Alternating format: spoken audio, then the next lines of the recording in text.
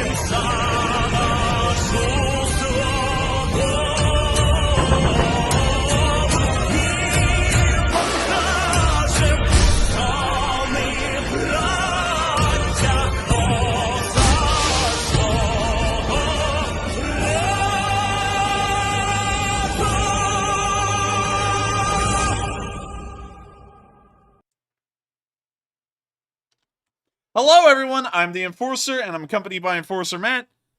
And good evening, everybody. It's Enforcer Matt, and welcome back to day 207 of the news, and hopefully no more age restrictions. And hopefully no more age restrictions, indeed. And with that, we're going to be covering the past 24 hours of the news of the war in Ukraine, and of course, I'm going to bring y'all some quick little updates about our channel. Of course, as y'all may remember, our channel suffered 2 copyright strikes some while ago. I was able to file a counter notification on one of them, and just last night at 1 a.m. in the morning, I was told that that copyright strike has now been lifted, that stream is live again, and we are working on the second copyright strike that was wrongfully put on this channel, and we're going to also try and appeal that one and have it lifted as well. And so huge news. It's not really news that affects this channel anymore because of course we've been able to stream regardless, but it is symbolic and important to me because those copyright strikes were wrongfully put onto this channel based off of lies, and we'll be trying to have the second one lifted here soon as well. So great news in that front. And also,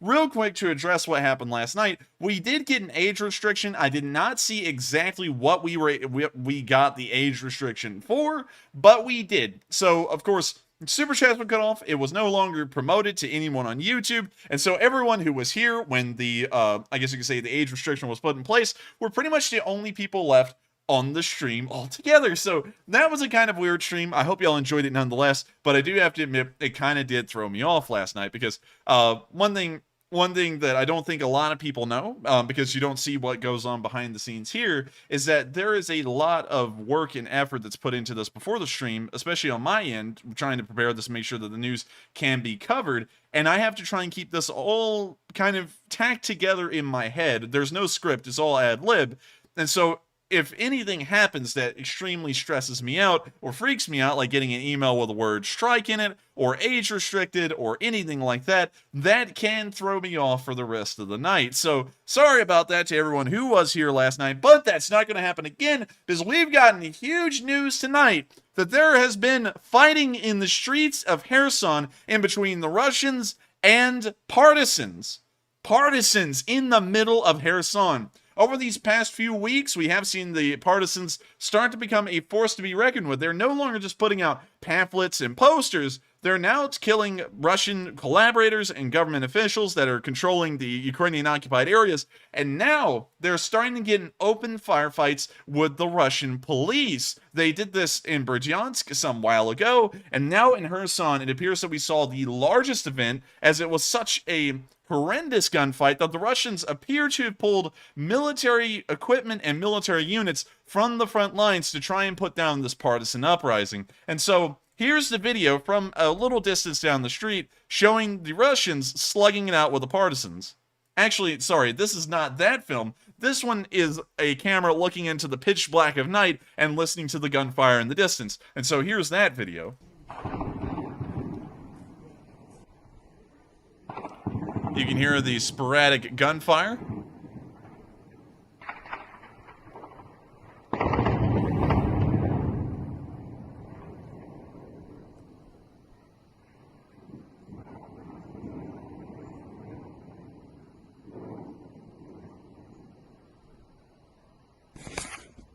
And you hear the camera shift around right there at the very end, and then the video cuts off. And it's good to know that the partisans have now gotten brazen and strong enough. We don't know how they've gotten strong enough, though. That's a question I've been having.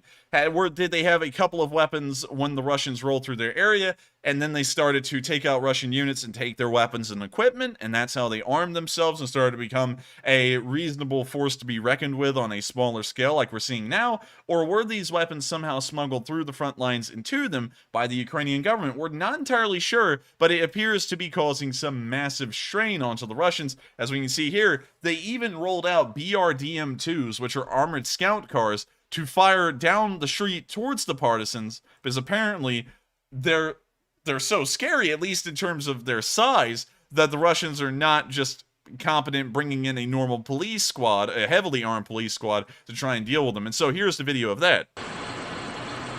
You can see the BRDM firing.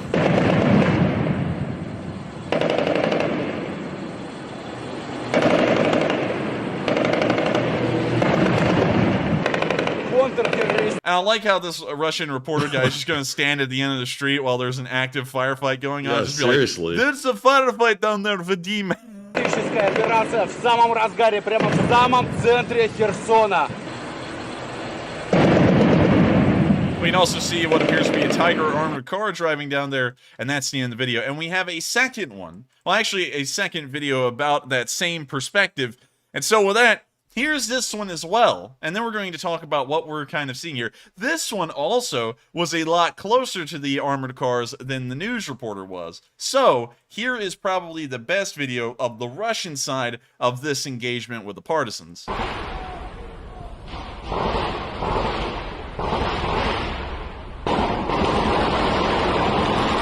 Also, real quick, let's analyze what's going on here. Because you can hear a little bit of return fire here, and you can see the Russians react to it, which shows, because real quick to explain something that y'all may have seen on the internet today, some people are saying that this actually was not a partisan attack. This was a Russian counter-terrorist, I guess you could say, exercise.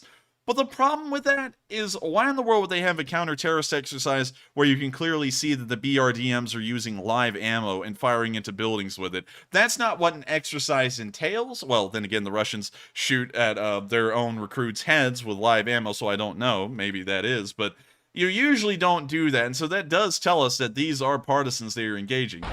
When you see the BRDM take a left turn, you now see it come to a stop, and the Russian, I guess we could call them soldiers. We'll call them soldiers. They may be some kind of special police, but they're hopping off of the BRDM.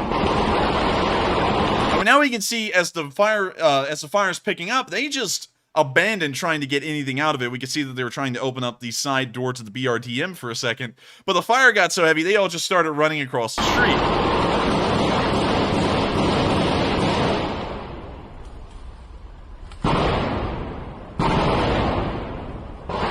Now see the soldiers trying to figure out what to do.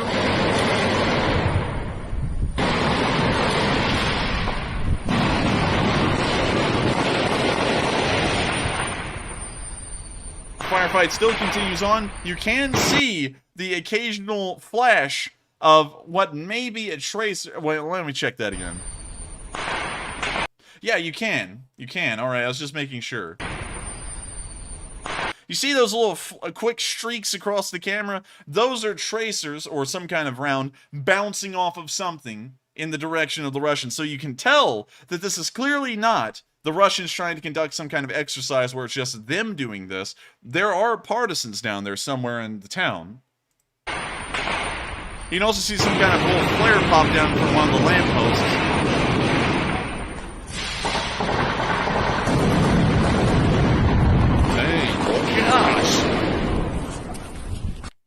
Those partisans are some tough stuff, and this is more intense than some of the battles between the actual militaries. Yeah, I mean, it's insane. And also, I think, Matthew, that this may be the perfect time to say that the Red Dawn, like you see in the old movie, not the new one, because the new one with Chris Hemsworth was not good, but this is about the Ukrainian equivalent of Red Dawn, if you would ever see that occur in real life. Civilians have now armed themselves against the Russian occupiers and are now fighting them directly with their own arms. Incredibly brave people when you think about it. Almost no military experience amongst most of them, as they are just armed citizenry, and they are going up against Russia's poorly trained, yet still fairly better armed than they are. So that is a huge amount of bravery by these partisans, and surely a sign to the citizens there in Kherson that resistance is possible, and it can even cause massive headaches for the Russians, like we saw here on film. We also were able to get a location as to where this battle happened, and it apparently occurred around the Kherson railway station. As far as we know, this is why I'm saying exactly where it is, the battle is now over. We don't know if the partisans disengaged, but we have heard from the Russians, which is of course highly untrustworthy, that they were able to finish up their little special exercise, although we all know that there were partisans involved. And so with that, that's the end of the news from inside Kherson City, and I think that that's going to start putting a lot of pressure and inflict a decent amount of a morale loss onto the Russians, now knowing that there's no way for them to disengage from the front lines, which are somewhere around Skidney right now, actually, although we haven't gotten video evidence to change the front lines. They can disengage from the front lines and go back to Kherson to rest and be safe for a while, because now there's partisans in there as well, and they could attack the Russians at any given moment.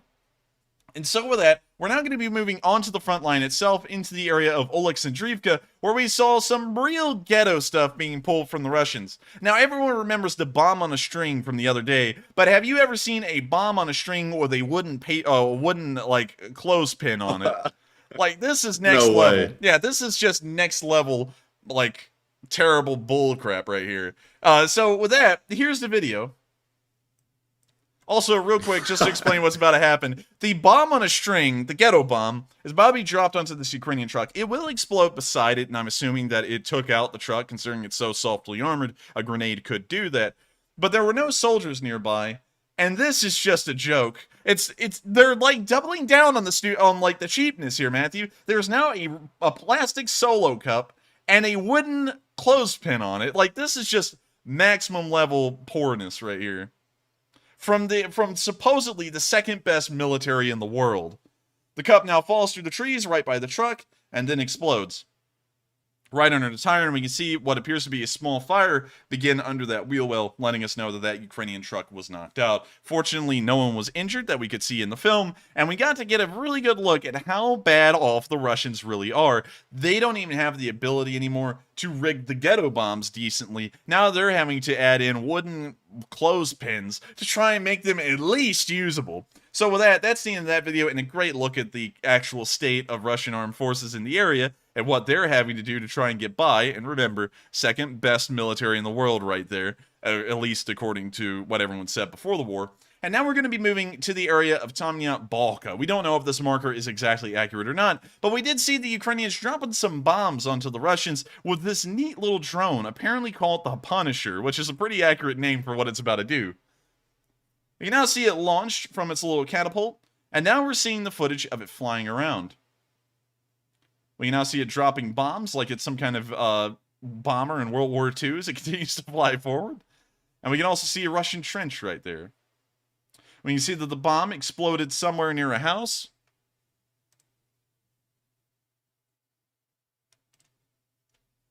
And now we can see the drone moving once again towards another row of houses and more trenches. It actually looks like the same trenches from a different angle. Now we can see them showing the inner city area of a larger Ukrainian town.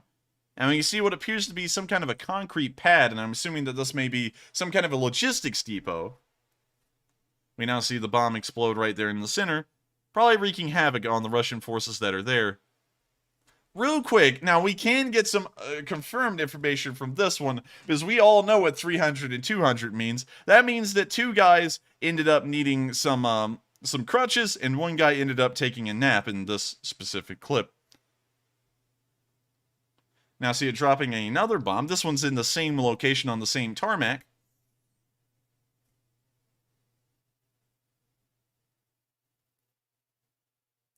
Now we can see it flying over, what, maybe an irrigation ditch? The bomb has now been dropped as the drone continues to fly forward, and we can see some kind of a square building.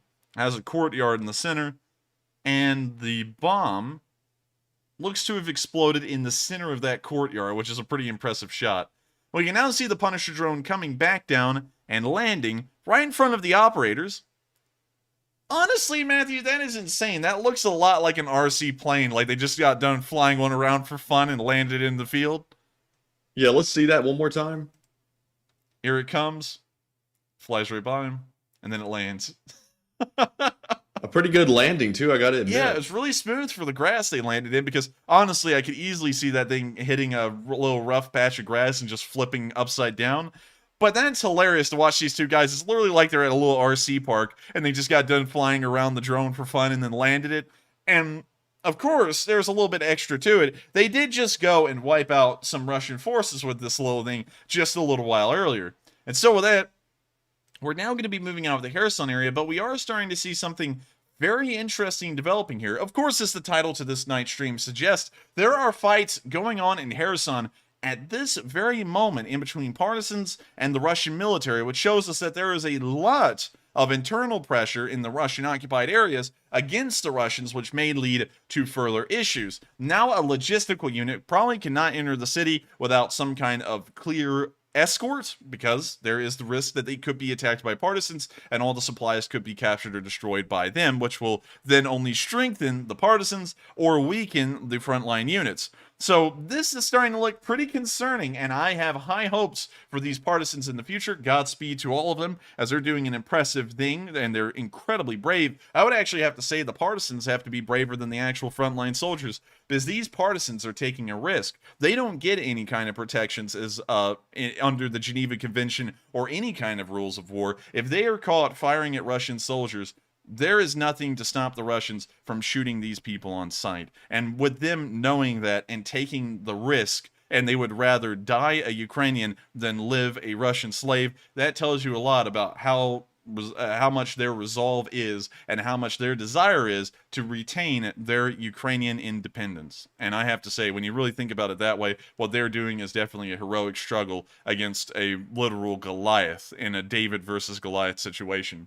And so with that, we're now going to be moving out of the KHERSON area, and we're now going to be moving to the next bit of news that was talked about in our title tonight. We saw that the Ukrainians, like I said yesterday, they vowed that the Kupiansk offensive, which is kind of what I'm calling this whole entire area now, would not be the last, it would just be the first of many. The Ukrainians have started another micro-offensive towards the city of Lyman, and as far as we know, they are moving at an unprecedented rate. Now, I did adjust this front line a while ago because well, it was assumed at the time that they had moved forward with the rest of them, as we had seen Ukrainian forces outside Crimea, and we had also seen Ukrainian forces moving past the cave monastery area. But apparently they had not started moving towards Lyman. So today we saw that the Ukrainians liberated the village, and let me make sure I get the pronunciation of this correct, of Shtorovo. Hopefully I'm getting that correct. But we can see them here ringing the bell in the village while I butcher the pronunciation of that village. Бійці Збройних сил України, 66-та окрема механізована бригада, близько 13-ї години взяли під свій контроль населений пункт Щурове.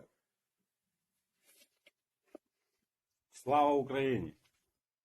And with that, that's the end of the video. And sadly, the guy, you could tell he was about to start pushing the bell so that way it would ring. But we never got to hear it, sadly. But still, they have liberated this village. And also, not only this village, but another one nearby. And considering that the Ukrainians are advancing so quickly, it's not really even a question of is this not worth showing or not. Also, another thing, just to let y'all know, these videos right here are making it out from Ukrainian press officers who are attached to these units. They then get the videos and then they publish them. And so this, as far as I know, is officially released by the Ukrainian military, and so it must be safe for viewing and must not be giving away any troop locations too badly, or at least troop locations that don't matter anymore because the Ukrainians have now moved on.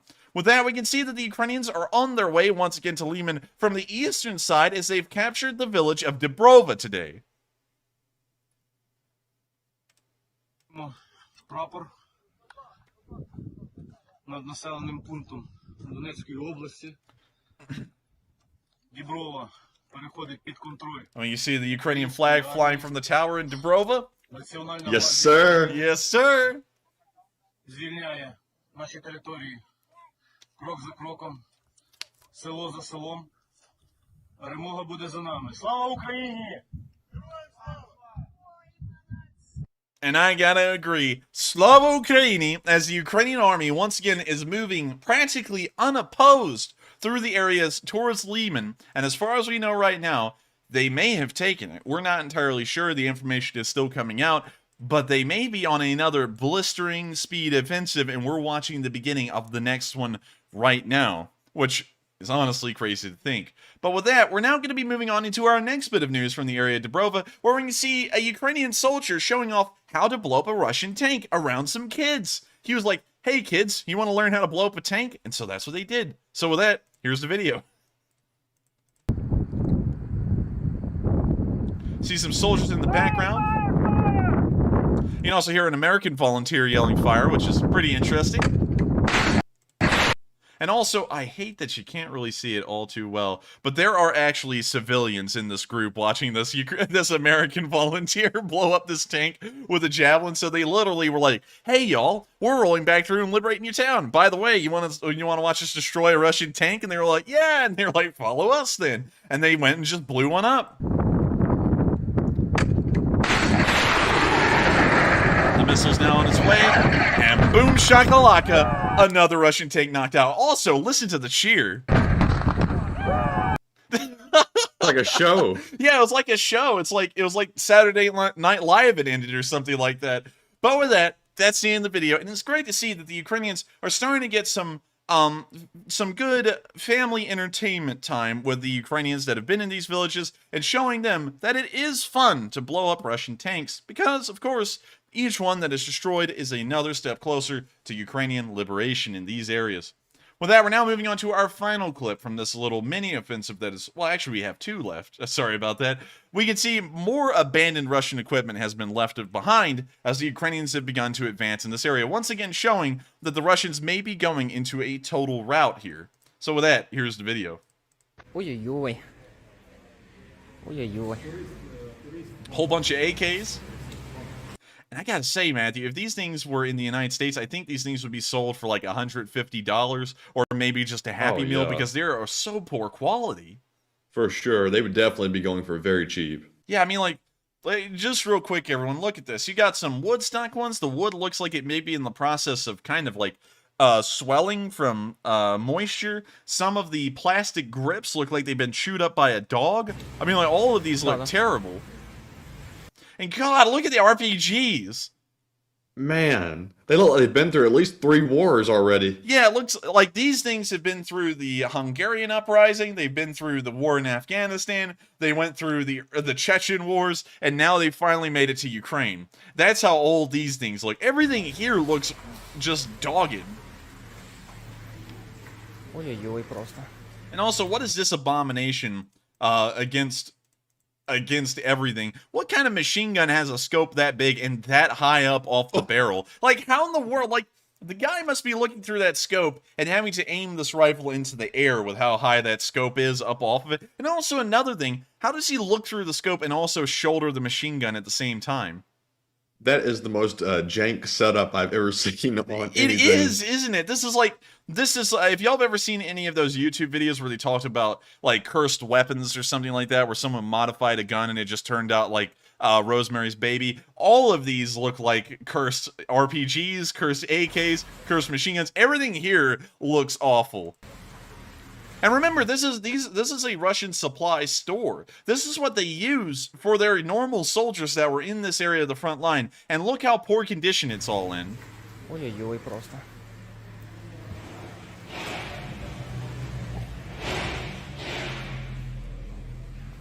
We can now see a scope they left behind.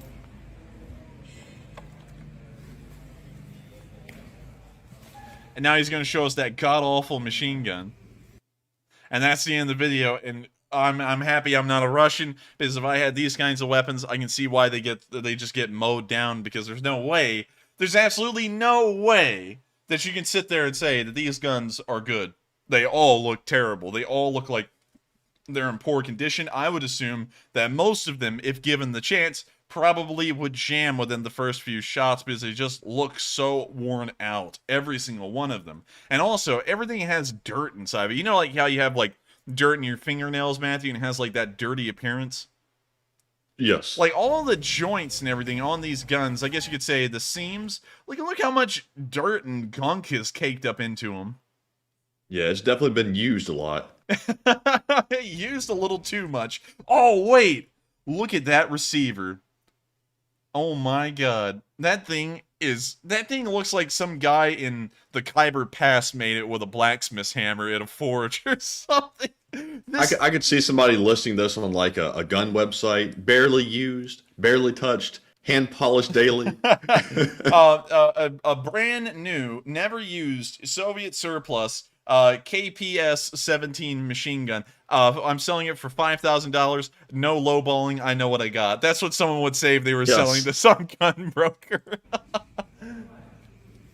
But with that, that's the end of that video. And while it's great to see that the Ukrainians are getting new weapons from the Russians for free, I don't think the Ukrainians are happy to see these kind of low quality, low grade weapons for free. I wouldn't even use them. And so with that, we're now moving on to our final video from this micro offensive in the Lyman area. But once again, a micro offensive usually has a tendency to turn into a massive one if left unchecked. So, ooh, Russia's better watch out. But we also saw that the Ukrainians have been overrunning Russian positions once again so quickly that they've taken on a mass of POWs. And when I mean a mass, it's like a whole squad. So here's the video.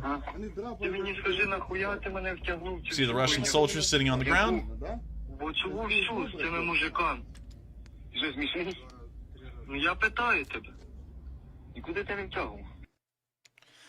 And so with that, that's the end of the video, and pretty interesting to see that these Russians have once again been captured, showing that the Ukrainians and their offensive is moving at such a fast speed.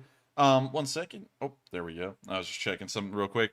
They're moving at such a fast speed that the Russians, once again, like they did in the northern Kharkiv area near Kupiansk, they just can't react. They just surrender because there's nowhere for them to go. They've either already been encircled, or the Ukrainians are moving with such ferocity and such aggressiveness that they see no other option rather than to surrender than be killed. So it's interesting to see that the Ukrainians are taking even more prisoners, and of course, I do have to say this. While we know that the Ukrainians have liberated 2 villages, we don't know where they are right now and how much land they've liberated. All of this on our map is just kind of a guesstimate in this area, and it may not even be accurate. For all we know, the Ukrainians could be up towards Makivka at this point, or they could be circling around towards somewhere else. We just don't really know. So with that, that's the end of this segment of the Frontline News, and we're now going to be moving up into our location unknowns. I had to make sure there was nothing in Russia tonight, but we'll be moving into our location unknowns in the northern Kharkiv news. But before we get to all of that, we are of course going to take a quick little pause to address 3 questions from the chat, and after we answer those 3 questions in our polls, we'll then be moving on into the next segment of news. And so with that, take it away, Matthew. All right, folks, and it is now time for our first question segment of the stream. This time, on the exact time it should be, thanks to no age restrictions. But up first, we have 2 polls to address, and the first one said, do you think that it was the partisans fighting in the first video? It looks like 51% said yes, it was the partisans, 41% said maybe, but I really don't know, and only 8% said no, it was someone else. So generally speaking, 51% say it was the partisans. However, it's pretty closely tied with I don't know. So Enforcer, what are your thoughts? I would have to say that I think it would definitely have to have been partisans. Of course, I laid it out in the video. I was talking about how there was return fire. You could hear it bouncing off the ground in some places, and then you could hear the Russians responding back. I definitely believe that there are partisans in Kherson, because we've already seen partisans in operation heavily in Berdyansk, and we even saw that the Russians officially declared yesterday that the prosecutor general of the Luhansk People's Republic was killed in a bombing by partisans in that region as well. And so I do entirely believe that that was partisans. And so with that, I hope that addresses the poll on my end, and with that, we are on to the next one. And up next, we have the second poll, which said, what do you think of the questionably modded machine gun in the video? It looks like 51% said that is a joke, LOL, 29% said I have no idea, and 20% said it's fine, it works. And while in war it is really good to just have simply working equipment, I have to say that that machine gun with that sort of strangely mounted scope was a joke in my opinion. So I would be within the 51% camp. But Enforcer, where do you stand? I would have to say I would have to definitely fall within that 51% camp. It's no way that that's a good machine gun. That thing is a joke. Just in case if some of y'all have never shot a gun, which I'm sure that we're about to have all of the gun people in the chat start telling me exactly the twist rate and all that kind of stuff and the metallurgy and everything like that. But going into it on a surface level, a gun usually has a scope on it that's not too high up off the gun. AK-74 with scope. Now this is what you would consider to be a normal height above the top of a gun, especially the upper receiver. You can see that it's practically right on the gun itself, just over the iron sights, which are still on this AK-74 that we're looking at right here. Now this is normal. And also this is usable because if you shoulder this rifle and you put that buttstock onto your shoulder, you can still look with your eyes into that scope and be able to use it. However, on that other machine gun, that scope, which was right here in this picture, was like a whole 1 or 1.5 scope heights above where this one is. And so my question is, what giraffe-necked Russian freak of nature is using that AK or that machine gun, whatever it was, to be able to use that scope? Because I don't think anyone who has a normal-sized neck could ever stick their head up far enough to be able to look through that scope and use it. It's just impossible, in my opinion. So with that, I hope that addresses the poll. I think that that was totally a joke. And also, the quality of the thing was terrible, too. And I saw someone say in the live chat, you must have never touched an AK in the United States because AKs like those would go for thousands of dollars. And here's what I got to say about that real quick.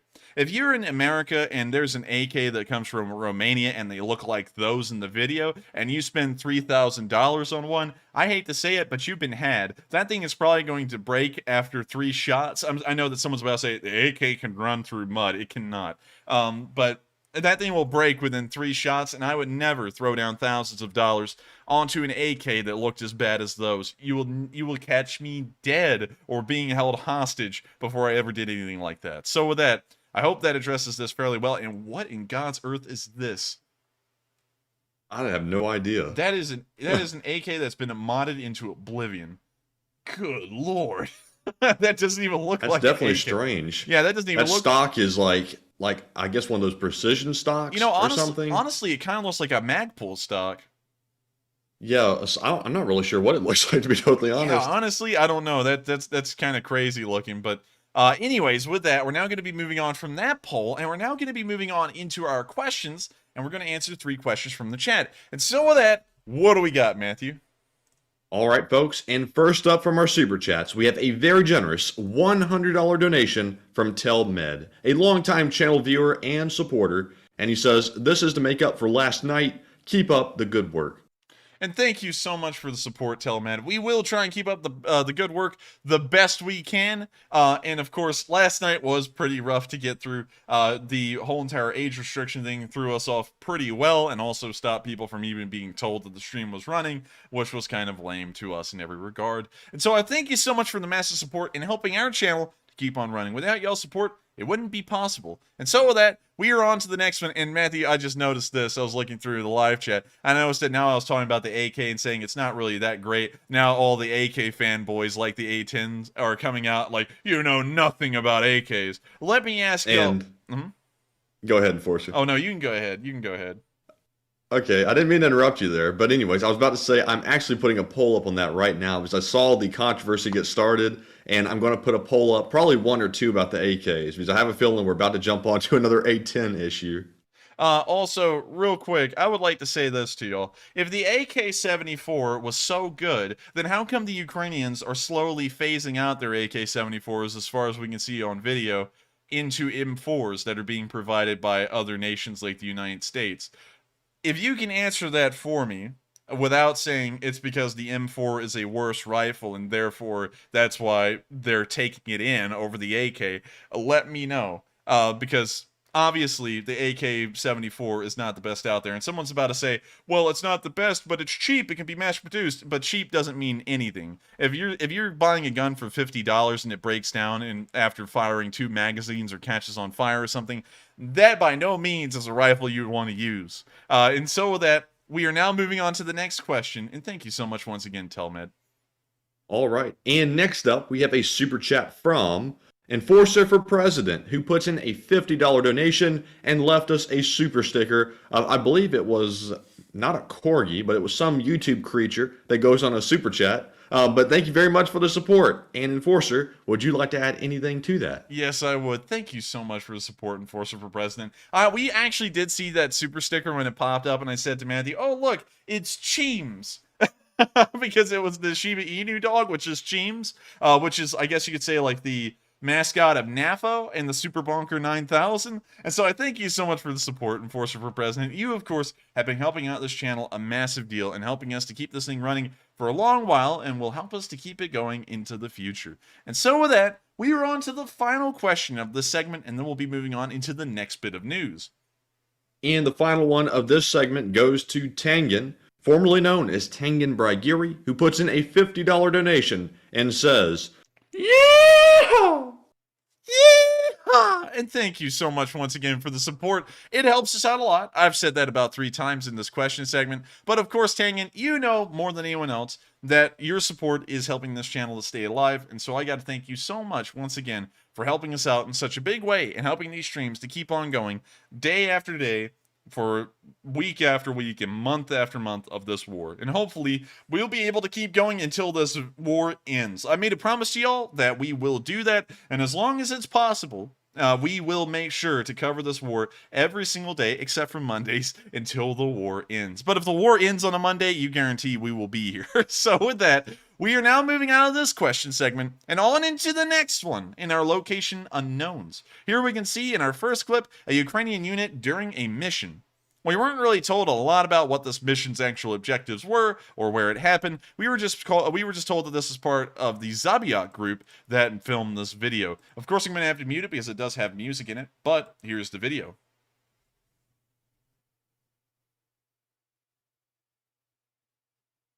When you see the Ukrainian soldiers walking through an open field, looks like there were no crops in it this year, or it may have been already tilled up. Although I'm assuming it wouldn't have been tilled up, it is just late summer. Actually, it looks like it may have been burned because there are the sporadic patches of crops here and there. We now see a Ukrainian truck negotiating its way down a road that's worse for wear and has some stuff, debris along the sides. And this guy's pretty brave just hanging on to the side of the truck like this.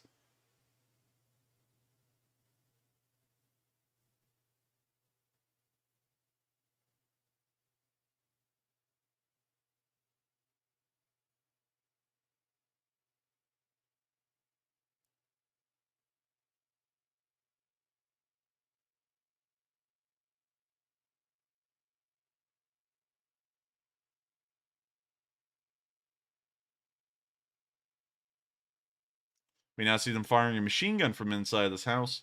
The cameraman looking away to the left for a second.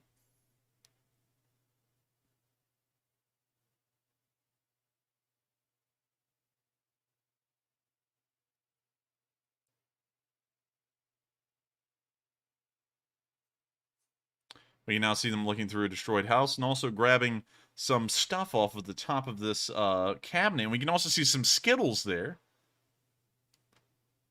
Skittles is getting some inadvertent ad placement in this war. We can now see the soldiers sitting outside of a dugout.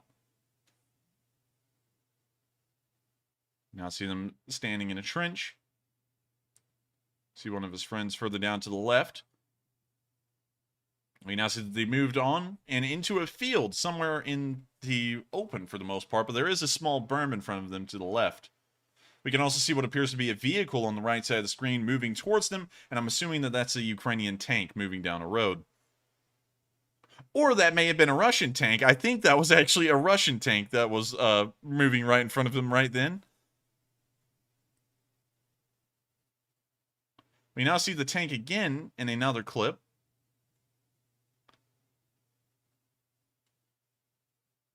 So now it looks like they're moving forward. There's a trench filled with garbage, so we know that this is a Russian position. You can also see some backpacks there and some AKs that have been left behind. Another AK. And it looks like the soldiers may have by and large just abandoned the place with their gear. And so with that, that's the end of the video. And it's pretty interesting to see a Ukrainian unit in action and knocking out a Russian tank at close range from what we could tell. And so with that, we are on to the next clip where we can see Ukrainians pinning down Russians with a machine gun. We don't see the Russians on film, but we do see the Ukrainians firing off the machine gun. Of course, this has to be muted for copyright reasons. We now see the soldier crouching down for a moment and passing on the machine gun to the next man. As he gets out of the way, the other man moving forward and now firing the machine gun. Looks like he's got some recoil to it. Yeah, he's bouncing around a good bit. And we can see that he was kind of having a good laugh about how much the recoil was kicking back for a second. But that's the end of the video. And it's great to see that the Ukrainians are still laying down the fire. And it looks like they even have good morale while in the middle of a firefight. As this guy was seen cracking a little smile as he turned around. And so with that, That's the end of the video, and we're now going to be moving on into our next bit of Location Unknown news, where we can see one of those guns that the British actually use. Now, a lot of my viewers are from Britain, and they always love to tell me about the M777, that it's a British design, which is true, but the British don't use it. They use another artillery system called the L119, or the L118. The L119 is a slightly improved version of the L118, but you can see a picture of it right here. It's a 105mm artillery piece that is used by the British a decent bit. You can even see them using it here, according to this picture, in 2013, probably, if we look at the caption, on exercise. So I'm assuming that this is somewhere in Britain, like the Salisbury Plain. But we can see here, the British are using it, and we can now see that the Ukrainians are using it as well. As we can see in this video, a Ukrainian soldier firing off this L119. Of course, provided by yours truly, the British. And now we got it muted, but you can hear the piece fire, and you can now see them going through the process of reloading it. Of course, a 105mm artillery piece does have a smaller caliber, and therefore the rounds do weigh less just because there is less mass to them. So the reloading process, as you can tell, is a lot less involved than compared to an M777, a Caesar, or a Panzerhaubitze, which either requires mechanical arms or a larger crew to operate. This is the advantage of a smaller artillery piece like the L119, is that it does require less crew and can fire at a faster rate.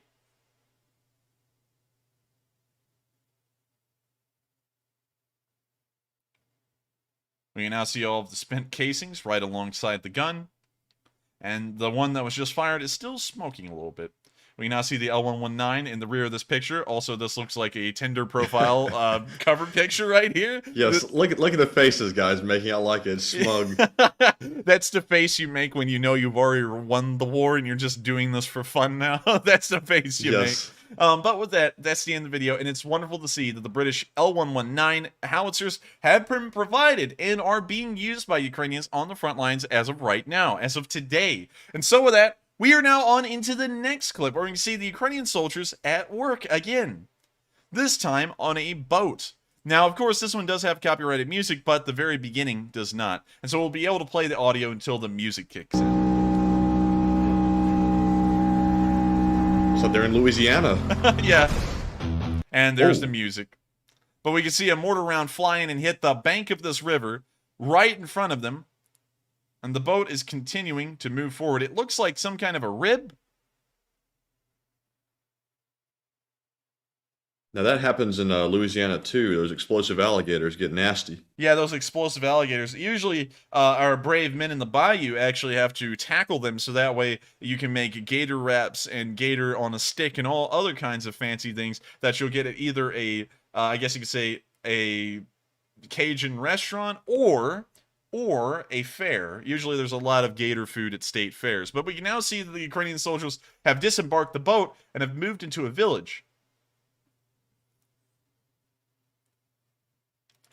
They're now moving across the street and running down it. Now you see the Ukrainian soldier that's filming, giving a little bit of a TED Talk.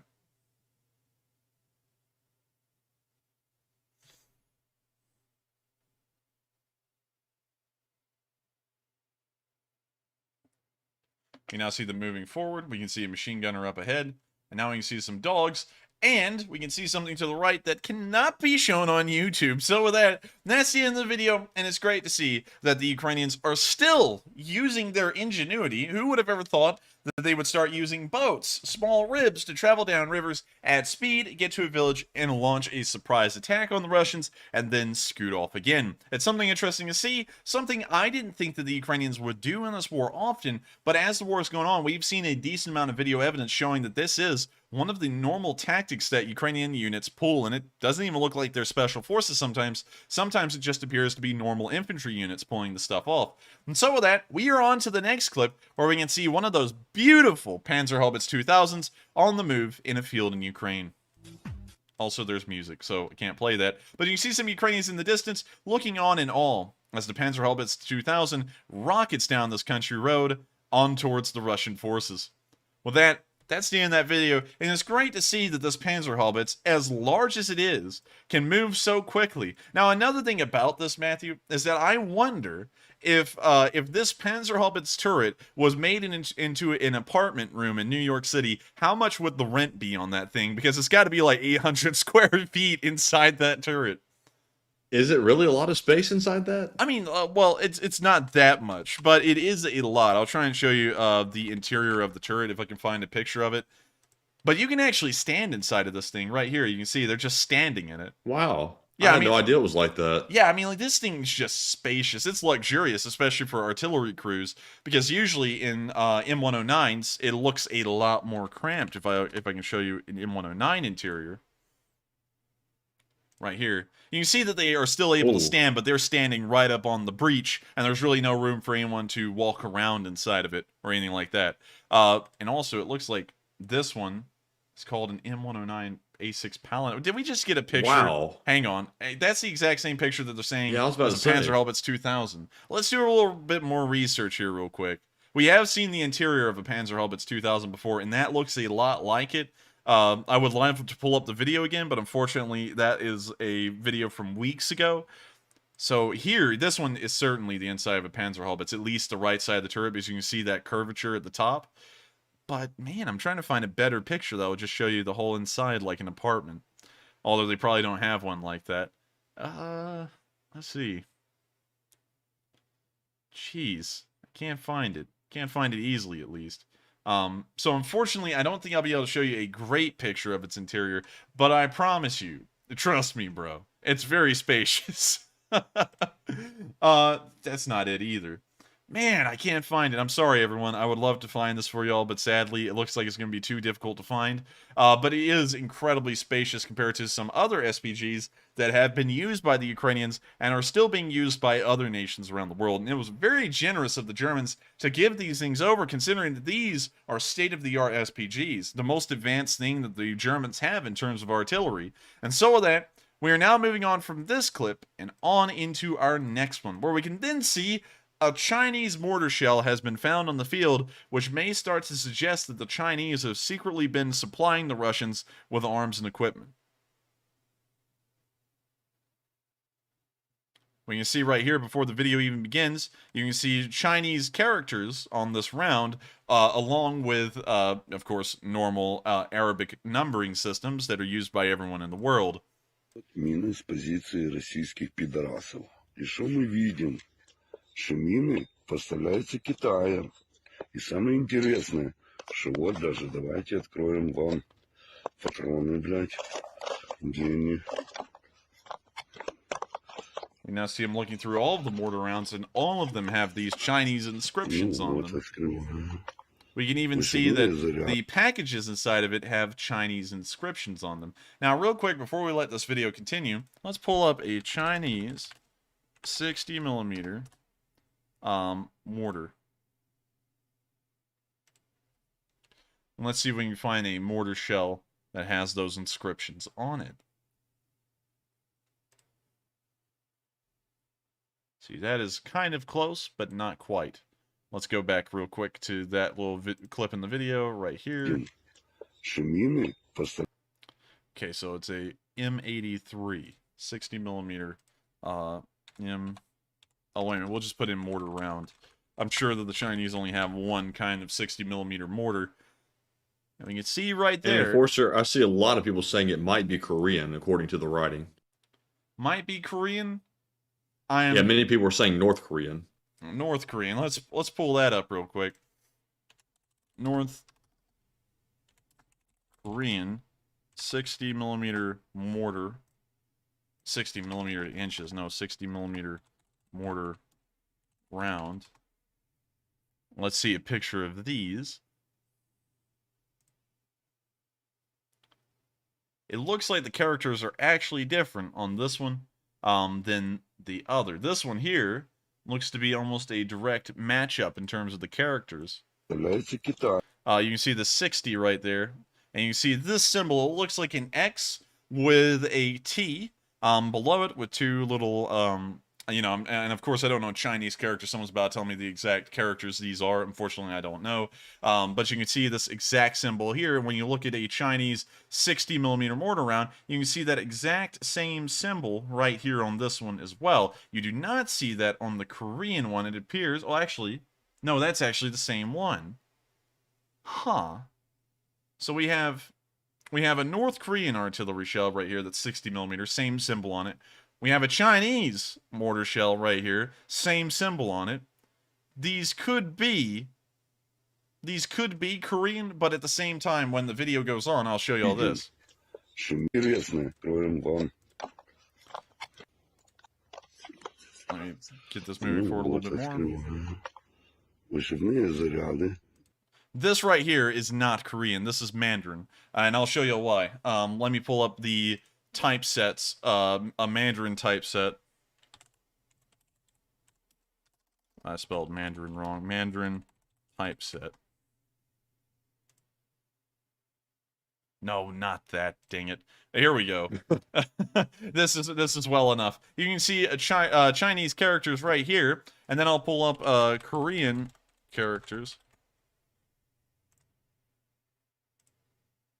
And you can see that the Korean characters are, of course, far different than Mandarin characters. And you can see that on the shells, they are clearly, just based off of the pattern and the look of the text, it's definitely not a Korean word. It's a Mandarin word, a Chinese word. And so this is Chinese 60mm mortar rounds. And you can see this right here, because this is obviously not that. It's more so of this. If that makes any sense. Hopefully y'all are seeing the similar patterns in how the languages are written that I am. But with that, I'm going to let the video continue. У нас уже умники перевели Made in Китай. Не маленький, а китайский текст. Текст китайский. Ось взрыватель тоже с иероглифом. Угу. Не маленький, а написано там. Ну, такая вот штука, ребята. I see him looking at the other rounds. Такие вот дела. And this is clearly a sign that the Chinese have either been providing the Russians with weaponry or they've been selling the Russians weaponry. There is a big distinction in between the two. The United States gives weaponry to Ukraine. Some of them are on a lend-lease, and so at some point the Ukrainians will either be expected to pay back the cost of those weapons or return them. And in case of y'all didn't know, that was actually something we were going to try and make the Soviet Union do at the end of World War II, was give back all of the stuff that we had sent them. But then we started to realize that that wasn't going to really happen, so we just kind of wrote all that off. But we can see here, these are Chinese, and this starts to raise a question. What are the Chinese sending the Russians? If they're sending them 60mm mortar rounds, this is kind of small and insignificant, nothing to really be concerned about. However, this could be the opening or the beginning of the Chinese sending the Russians more and more advanced equipment, and that now begs the question, what kind of equipment can the Chinese send? So we'll pull up the Chinese PLA equipment tab on Wikipedia, everyone's favorite, and we're going to take a look at what kind of equipment they have, not the uniforms, not the vests. We're going to go down to mortars, artillery, and larger systems that aren't small arms. Let's see, moving on down. Let's see, so they have a PF-98, which is a 120mm unguided anti-tank rocket system, so it's pretty much an SPG-9, just a larger caliber. We can also see a whole bunch of disposable rocket launchers like this DZJ-08, the PF-11, and so on. Largely, it looks about the same, really, as a, let me try and think of the name of them, an RPG-9, I believe, and other systems like it. Unfortunately, I can't remember the exact names of the Russian anti-tank systems. We can also see a Chinese ripoff of the RPG-7 right here, pretty much the exact same warhead and all. Moving on further down, I'm going to be honest with y'all. It doesn't really look like the Chinese could provide anything at a first glance that the Russians don't already have. So it may be just a supply of equipment that is on par with the already backwards and outdated Soviet equipment that the Russians are using right now. Because looking at this stuff, it doesn't really look, honestly, like the People's Liberation Army is any better equipped than the Soviets. Well, the Soviet Union and the Russian Federation are in the present day. Also, I love how they even rip off an M4, Matthew, or an M16, which looks like it. This is a Norinco CQ rifle. Look at the like, what do they call it, grip on that thing? The handguard. Oh yeah, the handguard's like they did a really bad like imitation of it. Yeah, they did. I'll actually have to show you another one in the future. It's even worse. It's a giant. Oh, wait a minute. What in God's green earth is this supposed to be? A C-96? That has to shoot 22. Let's actually look at the Type 80 machine pistol. Type 80. Please don't tell me they still use this thing, because if they do, that's just a joke. Let's see. Are you kidding me? This thing is actually made to this day. Oh my god. It shoots a 7.62?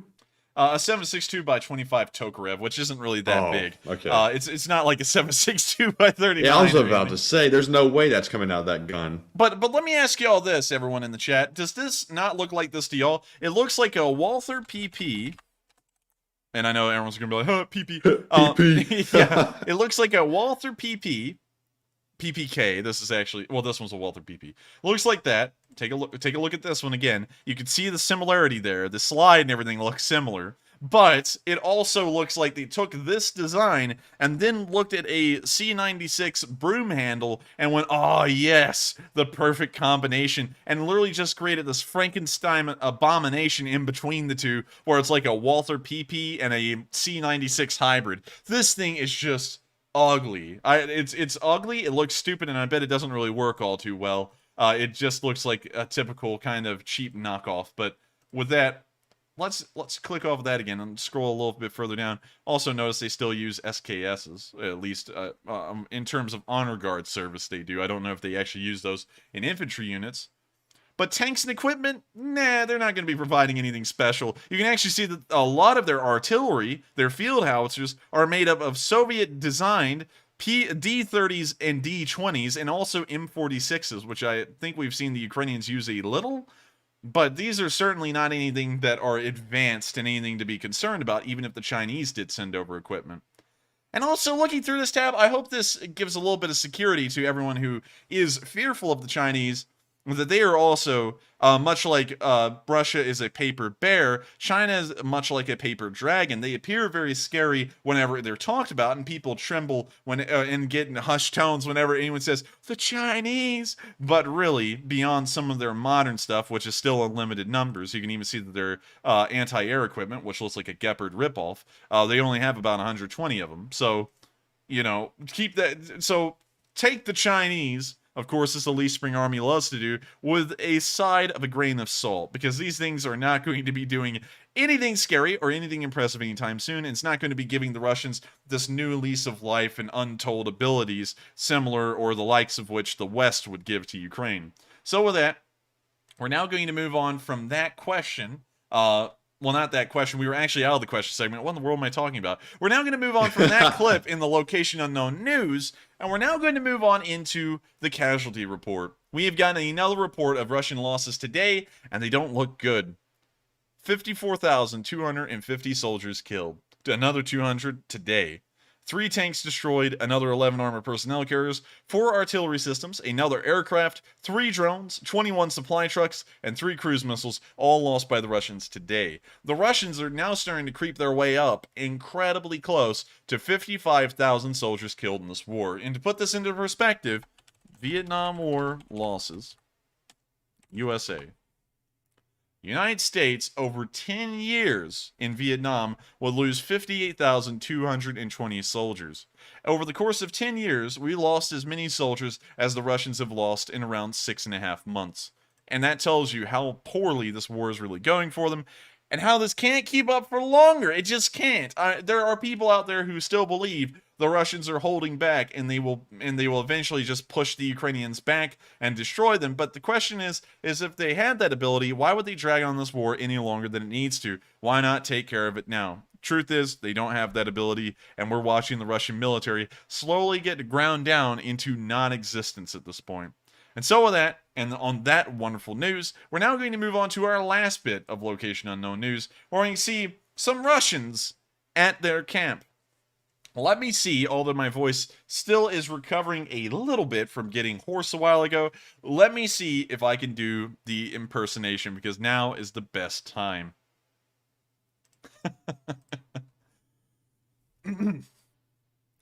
Here we can see the Russian soldiers at their camp. The Russian soldiers, of course, revert back to their natural form, the pig, or a bull. We can see the Russian soldiers rooting through the garbage and looking for any refuse which they could, of course, indulge in. Soldiers in this state are very lethargic and typically very resistant to Ukrainians, but in this certain exception, we can see that they're nipping his fingers.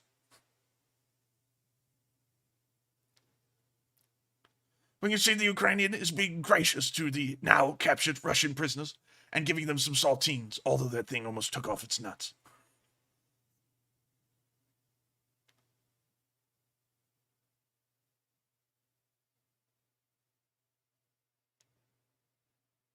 We can now see that the Russians are very responsive to the Ukrainian and his hand movements, as he now shows them that people can be trusted. The political commissar will arrive soon and see that his soldiers has now become prisoners of war, as I lose this accent, and then they will all go very hungry. And so with that, that's the end of that video, and it's pretty funny to see wild boars in Ukraine, which I don't know if y'all know, but there's actually invasive boars in the United States that will kill you. They're very hostile, and they travel in large groups, and they've become a bit of an issue, and the U.S. government is actually paying people to kill them. But for some reason, these boars in Ukraine seem a lot more civil than the ones in the United States. Don't know why, because a Ukrainian was actually able to walk up onto them and feed them, although one of them did get a little feisty if you go back a little bit earlier in the clip. This one? Let me see. I think it's this point right here. Yeah, it is, yeah. See, it starts hopping forward, and that's scary because it, here in America, we had this, natural, ingrained, thing that you were just taught growing up, is if you ever see these boars, be scared of them, because the ones in the United States will gore you. They'll just rip your guts out and kill you. And so you got to be scared of these things. And so seeing one hop around like that, it's almost like PTSD-inducing from what you're taught. You're like, oh my god, quick, shoot! It's about to go hostile. Quick, run away from it. But still, it's pretty interesting to see this guy just feeding wild boars like they're some kind of a pet. Like pet pigs or something. But with that, that's the end of the video, and a pretty funny one to see, and of course, Russians in their natural habitat. And so with that, we're now going to be moving on out of the Location Unknown news, and to our 2 bits of Northern Kharkiv news, starting off on the Russian side of the border. In case if y'all don't know, the Ukrainians and the Russians did have border crossings before this war, and you can see them right here. This is the Ukrainian side, right over here, and this is the Russian side, over here. You can also see loads of stalls, so that way they can check vehicles, and large buildings that would be perfectly conducive for keeping supplies. The Ukrainians decided that this was being used as an ammunition depot and struck the border crossing today, catching it on fire, and we can see explosions coming from the buildings, proving that it was an ammo depot. When you see a fire breaking out on one of the border crossing buildings, Ой-ой-ой-ой, збільше. Есть. Ай, пиздато. Прийшов, це правильно. Що за красний дим? Що за красний дим? Ти Ай, пиздато, бля. Ближче, 50, ближче, 50. Та по фідерам прийшло, все в порядку. Що? Давай.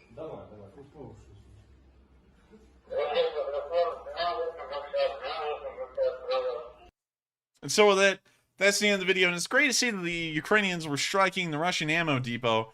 That was literally just feet off the border. This is the border, Matthew, and literally this is the building they struck right here. That is super close.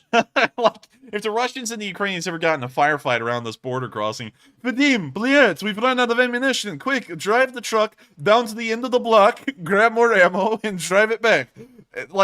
I don't even get the sense of putting an ammo depot that close to the border, especially considering that they've been pushed back here. It doesn't even make any sense, yet they did. that tells you how dumb Russian command and Russian, I guess you could say, strategy is that they do something that wasteful and that obviously goofy. And so with that, that's the end of that little bit of news from the Kharkiv area, and we're now moving to our last bit of news from this region, showing us that the Ukrainians have captured even more munitions in this area. And so, without further ado, here's that video.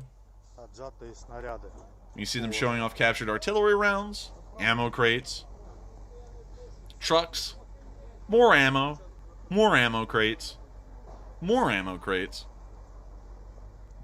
That was very kind of them to donate that. It was very kind of him. It's a massive amount of support to Ukraine's aging Soviet artillery fleet. And so with that, that's the end of the video, and it's great to see that the Ukrainians are still getting free equipment from the Russian Federation, free of charge. All the Ukrainians have to do is go out and take it. It's a simple matter of marching, as Thomas Jefferson once said about invading Canada in the War of 1812, which I bet y'all didn't know. So with that, we are now going to be moving on, and I think that may be a video in the future if I can ever get around to making a video again. And so with that, we are now going to be moving down towards the Kupiansk area and covering the news from there, the news from the Severodonetsk area near Soledar, and also the remainder of the news from the Southern Front, Melitopol, and the speech from President Zelensky. But before we get to all of this news, we're of course going to take another pause for another question segment, address our polls, and also address 3 questions from the chat. And so with that, what do we got, Matthew? All right, folks, and this is our second to last question segment of the stream, and we have a whopping 3 polls to address. So the first one said, what do you think of AK-style rifles? It looks like 53% said they are bare bones, but get the job done. 17% said they are garbage, scrap guns. 20% said I don't know. And 11% said they are fine guns for collecting. Now on this one, I'm going to fall within the 53% camp that said they are bare bones, but get the job done. It seems to be a choice gun for mercenaries and people around the world that want to do things on a budget, militarily speaking. I wouldn't say that I'll be collecting AKs for me personally. I think I'll stick to ARs for now. I just don't think AKs are that nice. They're basically just designed to be as cheap as possible, and like the 53% said, get the job done. But Enforcer, what are your thoughts? I would have to agree with the 53% there. It's not a, oh, and let me clarify my statement from earlier. It's not a terrible gun. It does get the job done, but it's not the gun I would pick if given the option in between an M4 or an AK, obviously. That's why, let me explain this real quick, because now there's going to be the people who hate Russia and old Soviet equipment and say that Western equipment is far superior, but then they're going to defend the AK until the end of their lives and say that it's better than an M4, and it's just not. Now, I know that at the beginning of the AK's history, as the AK-47, the Kalashnikov was tested, according to the Soviets, rigorously, and it showed that it was able to perform under the most extreme conditions every time and be taken care of with minimal maintenance by your average conscript. When the M16 entered service, which was designed by Eugene Stoner, and it first entered service into the Vietnam War, it was met with a myriad of problems. It had jamming issues, it was very sensitive to the elements and conditions, it was not a good gun when it was first introduced. However, over time, the AK never improved, but the M16, which then later evolved into the M4, has evolved so much and improved so well over time that it may as well not even be the original M16s that you would see in Vietnam. They are totally different now, far better and much, I guess you could say, higher performing. Of course, they do require a little bit of extra maintenance, but that comes with the increased, I guess you could say, I know that someone's about to say endurance and durability.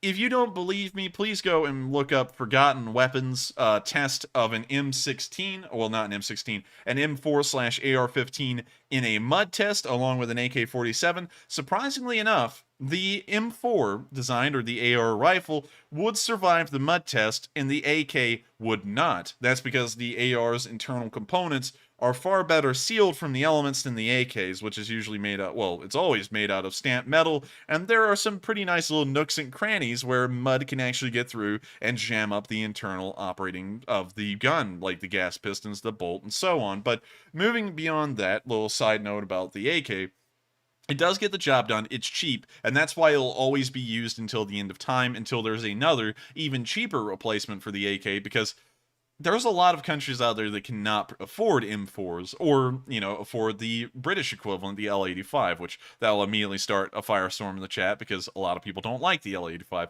or the FAMAS, or the G36. There are a lot of guns out there from the West that are incredibly good, but they're also expensive once you start getting into buying hundreds of thousands of them. And so a lot of countries, specifically the East, well, I guess you could say most Asian countries, most African countries, and even some South American countries will prefer the AK over in a Western small arm, well, a Western rifle platform, just because they are going to be cheaper at the end of the day, and therefore it's within their budget.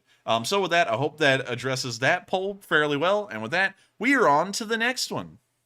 All right, and moving on to our second poll, this question was, do you think China have been secretly supplying Russia during the war? It looks like 57% said yes, undoubtedly, 31% said possibly, but it's too early to say, and 12% said no, not likely. And folks, my position on this one is not going to be based on that mortar video we saw, but common sense tells me, just intuition, that China has to have been supporting Russia behind the scenes the entire time because it would align with their interests, or at least that's my take on it. I'm sure there's going to be multiple different opinions on that, but Enforcer, what are your thoughts? I would believe as well that the Chinese have been supporting, since we just saw hardcore proof that there were Chinese 60mm mortar rounds that were captured on the front lines, there is support that the Chinese are giving to the Russians. We don't know how much, we don't know what kind, rather than there are some 60mm mortar shells floating around out there, but it is in their interest to play both sides. Like the West is trying to help out Ukraine and in the end weaken its adversary of the Russian Federation and also improve its standing in Europe. The Chinese are also seeing a way to weaken Russia and maybe even try and weaken the West by a smidgeling. Of course, that won't succeed because the West isn't really suffering much from this whole entire thing. The price of energy has increased in Europe by a small margin, although it has decreased heavily over the past few weeks, but that is nothing that will take the entire Western world down. But the Chinese are seeing that they can play both sides as well, and that may be what they're trying to do right now, supply the Russians and keep them with a little glimmer of hope in this war, so that way they'll continue to whittle down their army, destroy their economy, so that way in the end, the Chinese will have their thumb on the Russians, and the Russians won't be a viable power that can challenge them, at least in the area of East Asia. And so with that, I hope that addresses that poll fairly well, and we are on to the next one. All right, and the third and final poll of this segment of questions, this one said, do you think that China is a paper dragon, much like Russia was proven to be a paper bear? It looks like 46% said yes, no question, 23% said I'm undecided, and 31% said no, China is more powerful than Russia. Now on this one, folks, I'm going to have to take the 31% that said no, China is more powerful than Russia. I think that China is in a different league than the Russians were, even at the start of the Ukraine war. I'm not saying that I'm scared of China, but I think we should take them more seriously as a threat, because they have a much larger military than Russia. But Enforcer, I know you're going to disagree with me, so what are your thoughts? Well, I would have to disagree with you, but one thing I will concede though, because I kind of have a blend of both answers there, is that it's no question that China is a paper dragon, in my opinion. I'll explain why.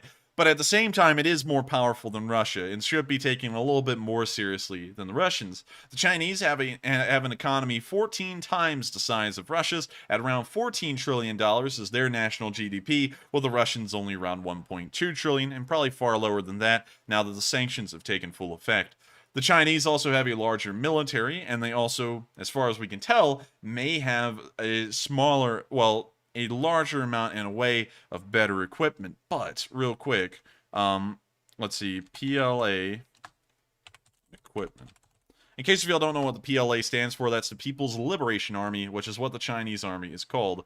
Really, really pretentious to call them the People's Liberation Army, but we'll cover that. That's ironic. Yeah, yeah. Also, we won't go into too much because YouTube doesn't like that a lot. Hey, YouTube overlords. But with that, we are going to move on back down into their equipment and take a look at some of it. So first, we can see that they have made an attempt at a bullpup design, the QBZ-95, trying to go in the direction of most Western countries like the British and the French using the FAMAS and the British using the L85A2 right now. But we don't really know a lot about it, and also, the thing looks a little cheap, but then again, we don't know the performance of it, so I would have to abstain judgment on it. It may just be a normal operating small arm. We can also see some kind of a rip-off AK in a way, the QBZ-03. Man, these guys are the king of plastic. Yeah, and Type 81s, which are literally just AKs, with some slight modifications to them. But their small arms don't really look that impressive. It looks like normal run-of-the-mill stuff. They're not going to be changing the world with that. So moving on down, when you see that they use SVDs, Type 85s, which are SVDs made by the Chinese. Moving further on down, we can see more small arms. We can see that they have some kind of a 50 caliber rifle. Looks a lot like the Beretta here in the United States in a way. Or Barrett. Not the Beretta, the Barrett. Sorry about that. The live chat's gonna go crazy. Moving on down, more guns. Well, we're gonna skip past the guns and get to the stuff that counts. The PF-98. The PF-98 can fire up to 800 meters away with a high explosive anti-tank shell. That kind of range is incredibly small. Very small. The Stugna outdoes this thing by leaps and bounds. This is 800 meters, which is around 4/5 of a kilometer. The Stugna, well, actually, let's compare that to the SPG-9, which would be a better comparison. SPG-9, which is used by the Ukrainians right now. Let's see the range on this thing. The maximum firing range on an SPG-9 is 1,200 meters to 6,500 meters. Probably effective range is more around the lower end, around 1,200 to 1,600. But still, that's a lot farther than you could ever get firing a freaking Type 98, which can only go 800 meters at most with a high explosive anti-tank round. And we're not going to go over every weapon, but you can see right there, there are some glaring issues with Chinese anti-tank weapons. This one here, this one's even shorter. This is a Type 89 individual anti-tank rocket launcher, which I guess you could say is comparable to, I'm trying to think of a Western equivalent. An in-law, this would be like the Chinese equivalent of an in-law, I suppose, or the M72 law, which is the United States uses a decent amount. And it has a range of 100 meters to 250 meters, which is 330 feet to 820 feet. Compare that to the law, which is already twice the distance at minimum.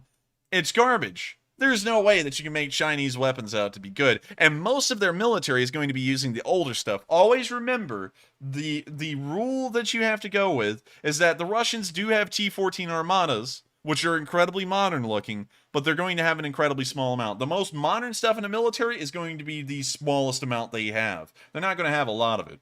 And so scrolling down, I'll explain that here the best way I can.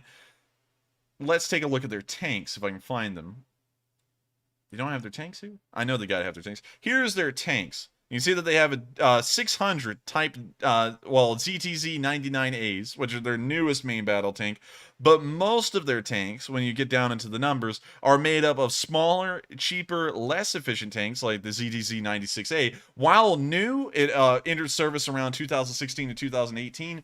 It is lightweight, and as far as we know, less technologically advanced than the ZTZ 99s and the 99A. Also, we can see that they still have hundreds of, really around 1,000 T-55, T-62 designed main battle tanks, which I guess you could say makes up nearly a third of their entire tank force, which gives you a really good idea that the Chinese, technologically, are still not up to date with the West, and so in that regard, I consider them a paper tiger. If the West, or if the United States and the Chinese went toe-to-toe in a land war, or even in a naval engagement, the United States, or any Western country for that matter, would win. Hell, I would actually give a standalone country like the British or the French, pretty fair odds, even going up against the massive military that the Chinese has. But with that, we won't go through that anymore. I hope we addressed that poll fairly well, and it's now time to finally get to the questions. And so with that, what do we got, Matthew?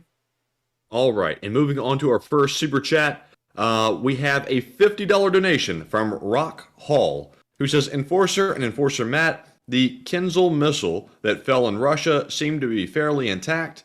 If it was going hypersonic, the kinetic energy should have vaporized it. I don't think it ignited properly, but what are your thoughts?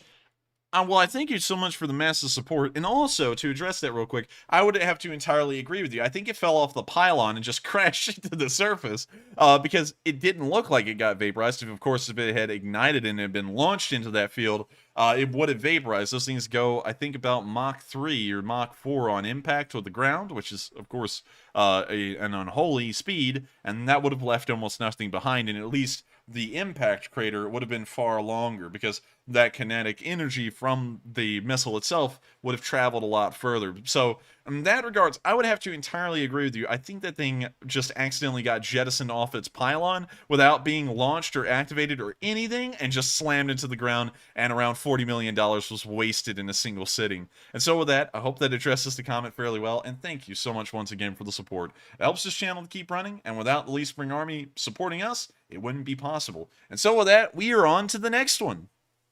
And next up, we have a $50 donation from Tangen, once again, who says, I've been here since day 4, but my old account was stopped under the Moscow mic, but that didn't stop me from following my favorite channel, Slava Ukraine. And Slava Ukraini. And thank you so much for the support. And what happened to his account? He says, the old account was stopped under the Moscow mic. Huh, I don't know what that means. Are you saying that Moscow Mike strangled your channel out of existence?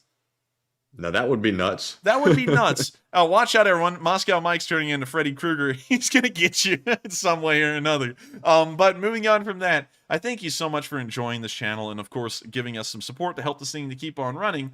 Because without y'all, and once again, it's not possible for us to keep this thing going. Y'all help us to keep the lights on, help us to keep things turning, help us to pay for college, and help us to focus on this full time. And so, thank you so much, once again, for enjoying this channel ever since day 4. You've been watching this for 203 days now, and I'm more than honored to think that you find this channel to be of high enough quality to watch as consistently as that. And I thank you so much for helping us to keep this thing running still. And so with that, we are moving on to the next one, and thank you once again.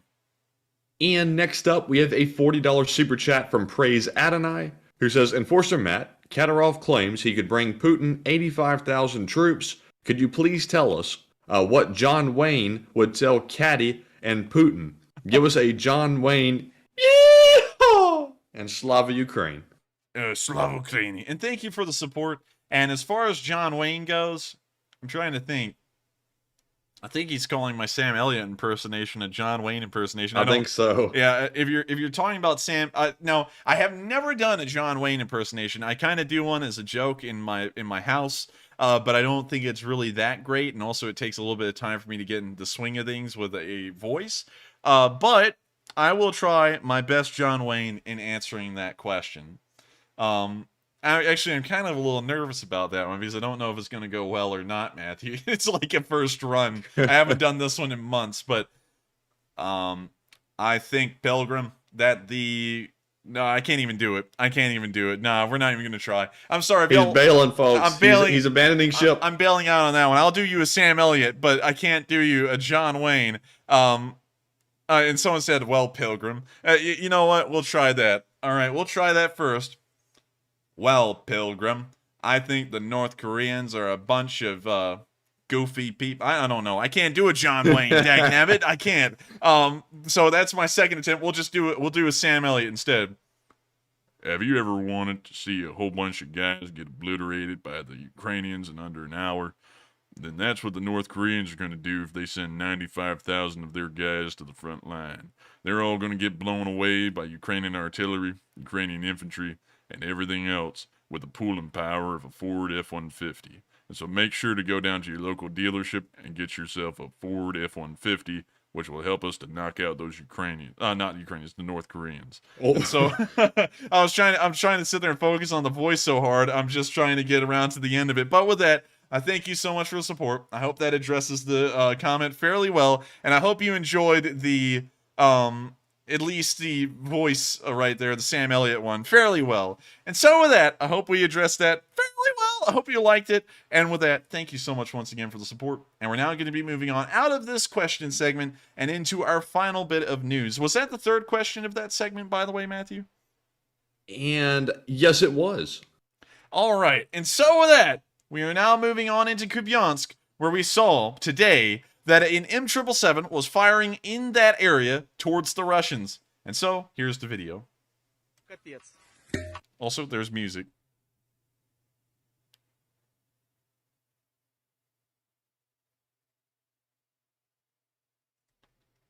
We now see the artillery landing downrange, and it looks like a pretty solid hit on what may be Russians in the tree line. And so with that, that's the end of the video. And once again, great to see that the Ukrainians are using artillery and levying it pretty effectively against the Russians. And of course, none other than the M777.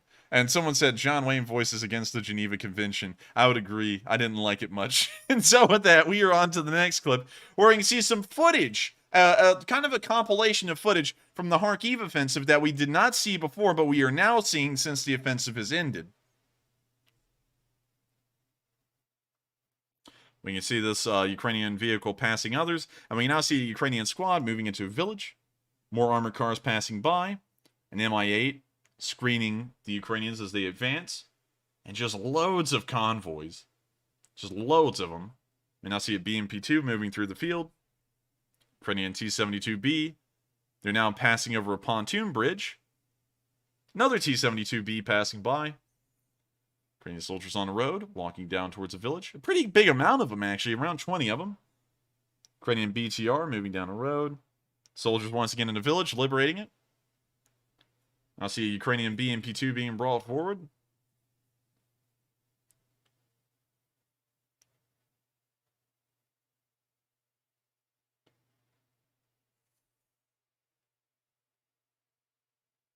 We now see them advancing down this road in an open field. Now they're firing into a tree line.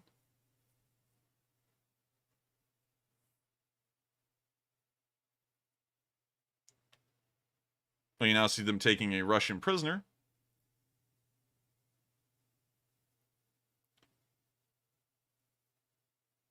They then bring him back to his unit, most likely to send him off to be processed. We now see Ukrainian artillery firing off pretty nice volleys. They look like, unfortunately I can't tell you exactly which artillery pieces those are. It's eluding me right now. I believe those would be the closest thing to a D-30, I believe.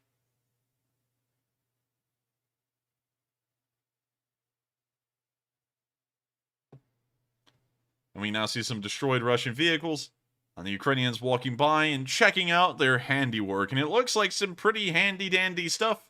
You now see the Ukrainians driving by a destroyed logistics convoy. Of course, very good to see.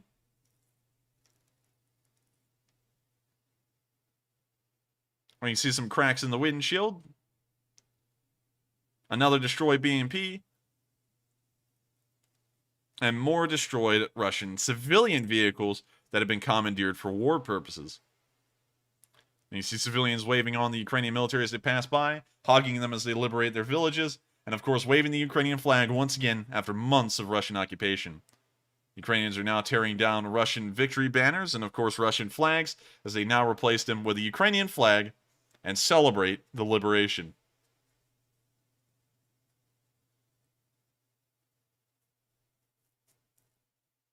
Well, that's the end of the video, and it's great to see that the Ukrainians were able to liberate this area, and we also got some small clips of what it actually looked like during that week of glory, pretty much, as the Ukrainians blew the Russians away in this area and surprised the entire world with the speed at which their offensives can move when they put their efforts towards it. And so with that, we are now moving on to our last video, and this one is a bit more concerning. Of course, it doesn't show anything graphic, but it is a little bit heavy-handed in tone. The Ukrainians found a torture chamber in Kupiansk that was used by Russian forces to torture civilians while they were occupying the city. Here's the video showing this area.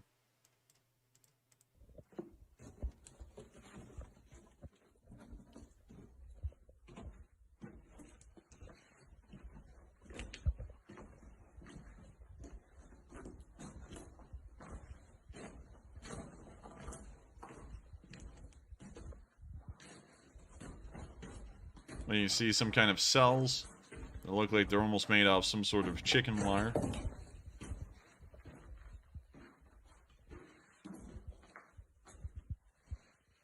And we can see one over here in the corner. And this is kind of what suggests that there may be torture. Some of these look like normal detainment cells until you see this last one here. This one is so small, the only thing you can do is walk into it, turn around, and sit down in the chair. And that's it.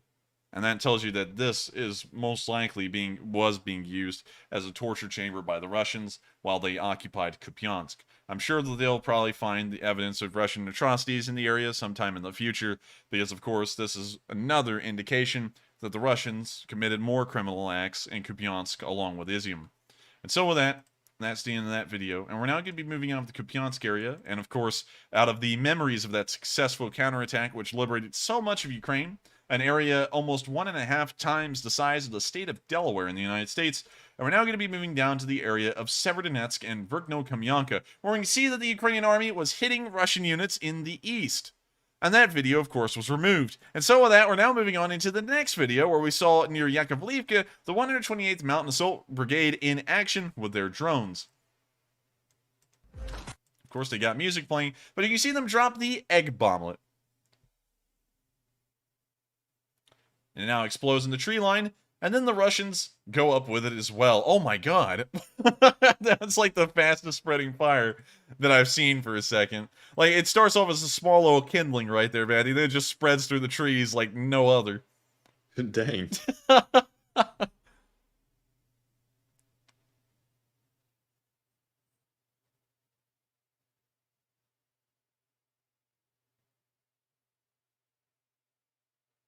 And so with that, that's the end of the video, and it's great to see that the 128th Mountain Brigade was able to drop a pretty effective little bomblet onto a Russian ammunition store in the woods.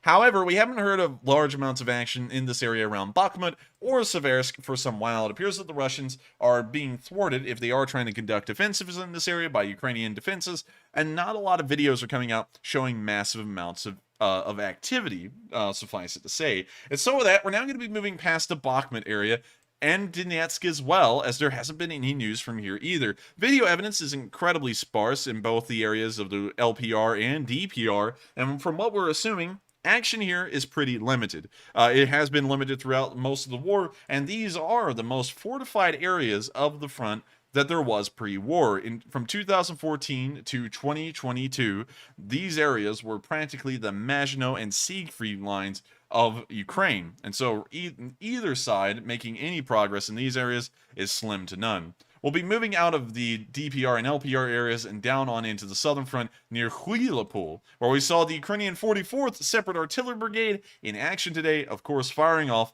our favorite, the M777. There are so many of these things around the front lines now, it almost seems like most of the Ukrainian artillery is made up of Western systems.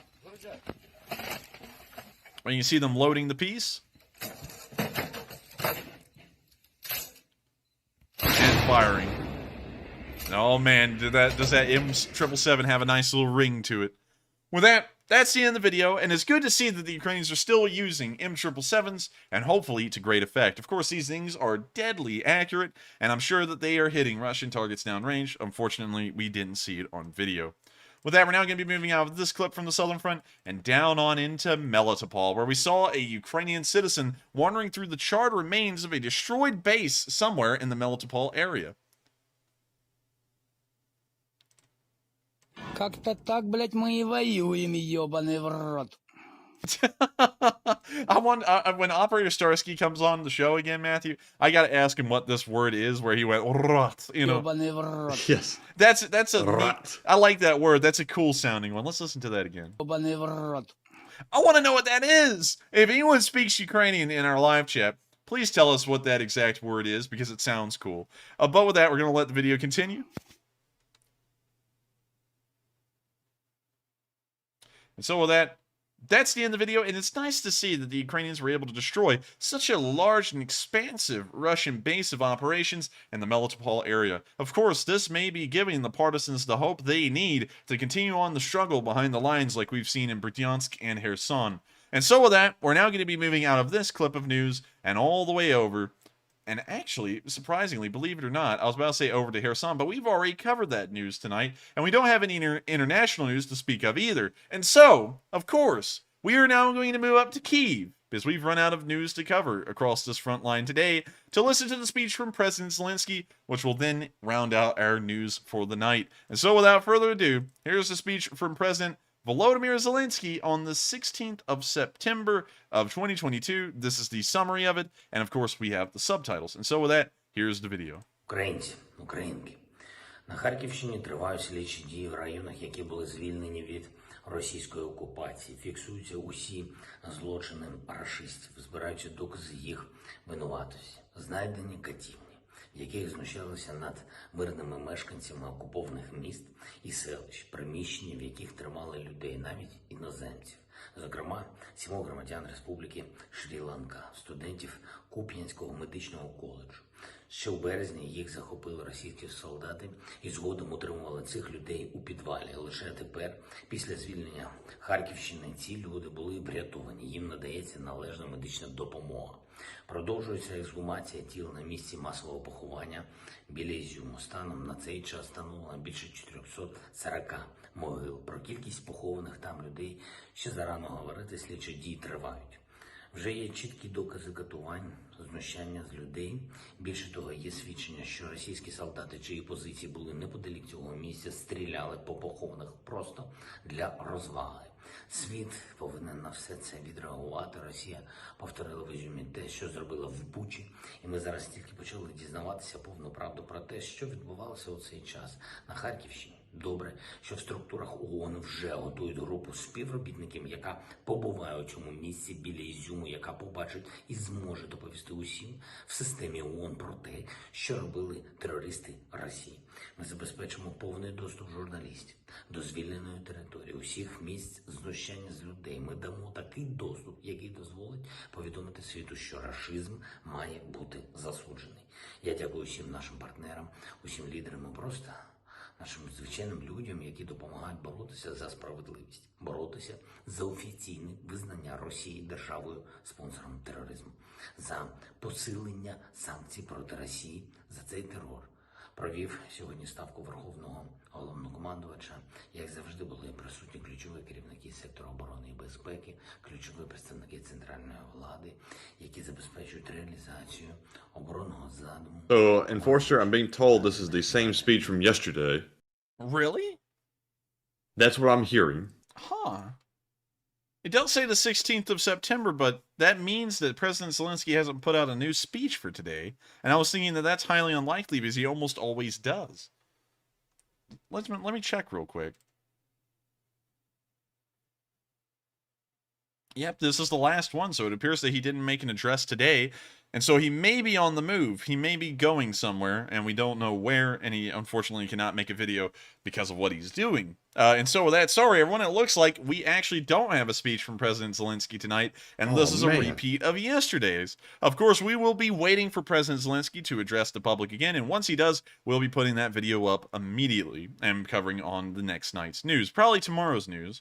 But with that, surprisingly enough, we have now reached the end of the news segment of the stream for the night. If you're here for the news alone, I thank you so much for watching. I hope you did enjoy tonight's news segment, and I hope you found out some information that you didn't find elsewhere with video evidence to corroborate it.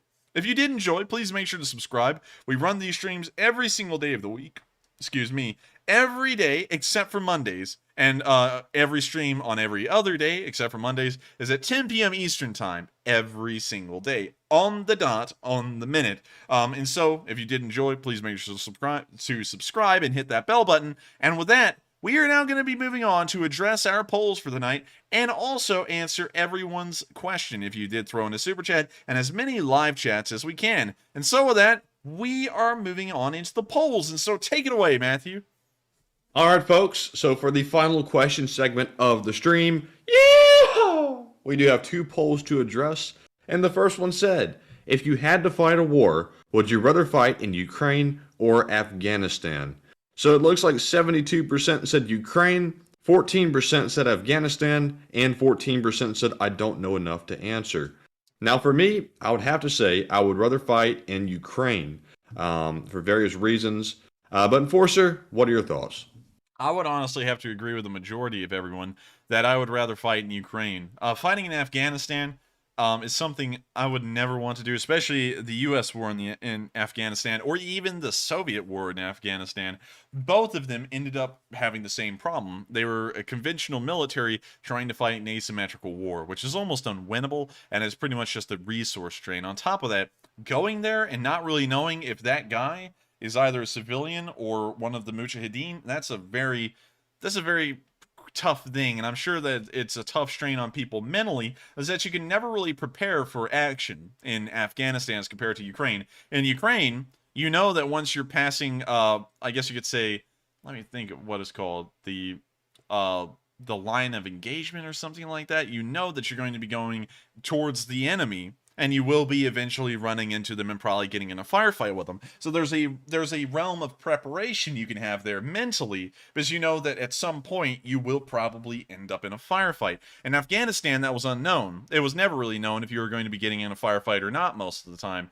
You would just go on a patrol, you would move around until you got shot at, you would then take cover, and then you would either call an air support or an artillery strike onto wherever you were taking fire from, if possible. And then if there were civilians in the area, you couldn't even do that, and so you just had to sit there and get shot at until you could either get up and leave or something similar. So I'd honestly have to say I would far rather fight Ukraine, because Ukraine is a conventional war, and so for that reason, it seems like it would be, of course, trying to compare wars, a lot easier mentally to deal with than an asymmetrical war where everything is spontaneous and there is no way you can mentally prepare yourself for what may happen that day. Nothing might happen that day, and then half of your squad could get wiped out the next, and you wouldn't have an idea of knowing when anything would happen. And war has that same bit of unpredictability to it. You could go up to the front lines and engage in a small skirmish, or no skirmish at all, and just move uncontested through occupied territory, and then the next day get in a massive firefight and take heavy casualties. But still, you know that you're fighting a certain kind of people. They're in a certain kind of uniforms. It's a conventional war. And so that's why I think I would much rather fight in Ukraine than Afghanistan. And I got to give a huge credit to the guys that did go over to Afghanistan from every country. The British, the Americans, the Canadians, even the Estonians, and a bunch of smaller countries went over there and helped us in, I guess you could say, the peacekeeping operations after the invasion of Afghanistan in 2001. And I'm sure that it's been mentally taxing on them during the war and after the war as well. And so with that, we are on to the next one, and I hope I was able to address that fairly well. All right, and the next poll was substantially harder and kind of an ethical question. So, the question was, if a young boy wandered into your encampment of Ukrainian soldiers, what would you do? And first up, right off the bat, this question did require a few assumptions.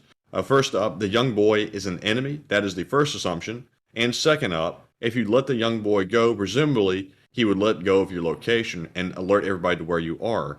So, the results were 39% said take him prisoner, 32% said let him go on his way, 20% said make him agree to secrecy, and 9% said eliminate the risk. Now, on this one, very tough, but I'd have to say take him prisoner, and specifically for me, just basically hold him. Nothing bad, just literally keep him there where he can't alert anybody to your presence.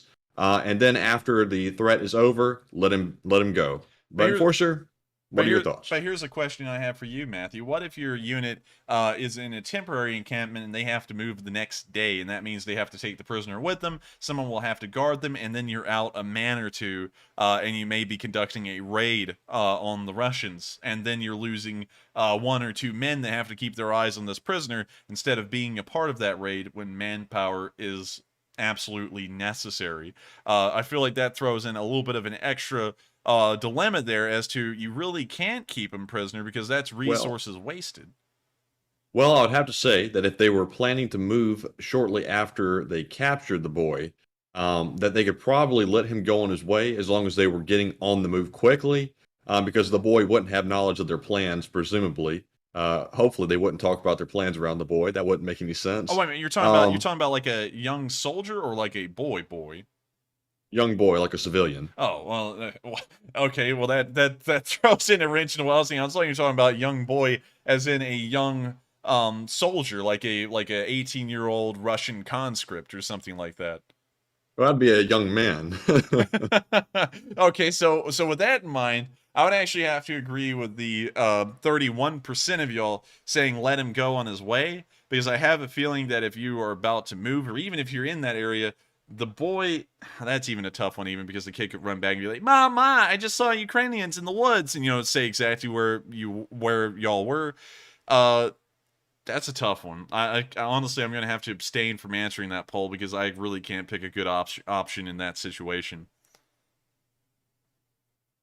So you're abstaining from the poll? Yeah, I don't think I'll be able to answer that one actually because I just don't really think there's a good answer there. So with that, we're going to be like, I'm not saying that you had bad options to pick from. No, I'm not saying that. I'm just saying this is a first in channel history. The poll was so tough, the enforcer really couldn't weigh in. Yeah, I'm gonna let the chat weigh that one out, and it looks like 39% of them are saying take him prisoner, and so we'll just leave it at that. And with that, we are on to the next poll if we have one, and if we don't, we'll move straight into the questions.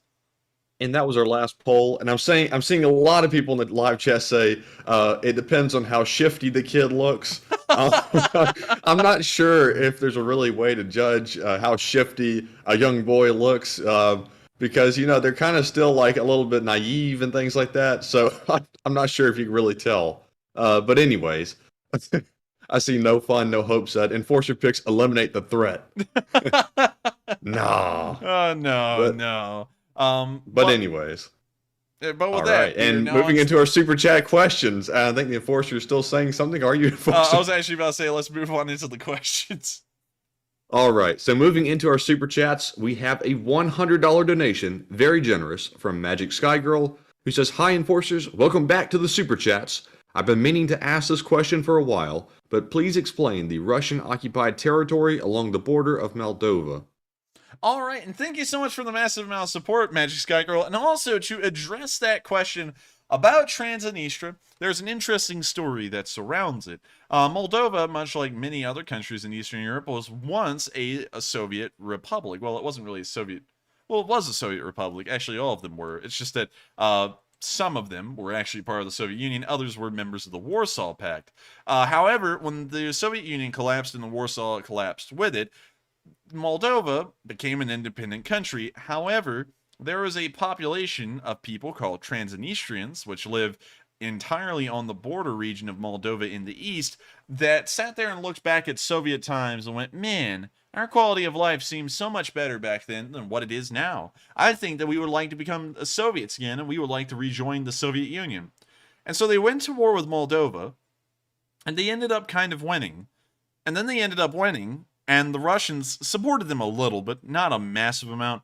And then the Transnistrians, I guess, too ignorant to assess the situation and notice that the whole reason they're in Moldova now is because the Soviet Union collapsed, they then petitioned the Russian Federation, thinking they're still the Soviet government, to rejoin the Soviet Union, which doesn't even exist anymore. And so the Russians said, okay, how about this? How about y'all, quote-unquote, rejoin the Soviet Union, and Moldova recognizes y'all as something of an autonomous region. And so the Moldovans did. So there's kind of this quasi-government in Moldova called Transnistria, and their capital is in Tiraspol, down here.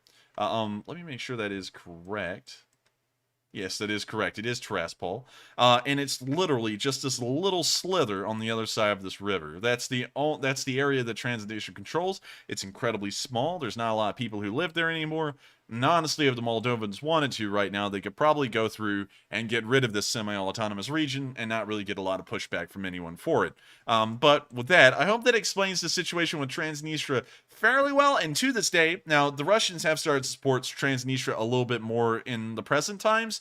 There are some Russian forces there, but unfortunately, I don't know how many. So with that, I hope that addresses the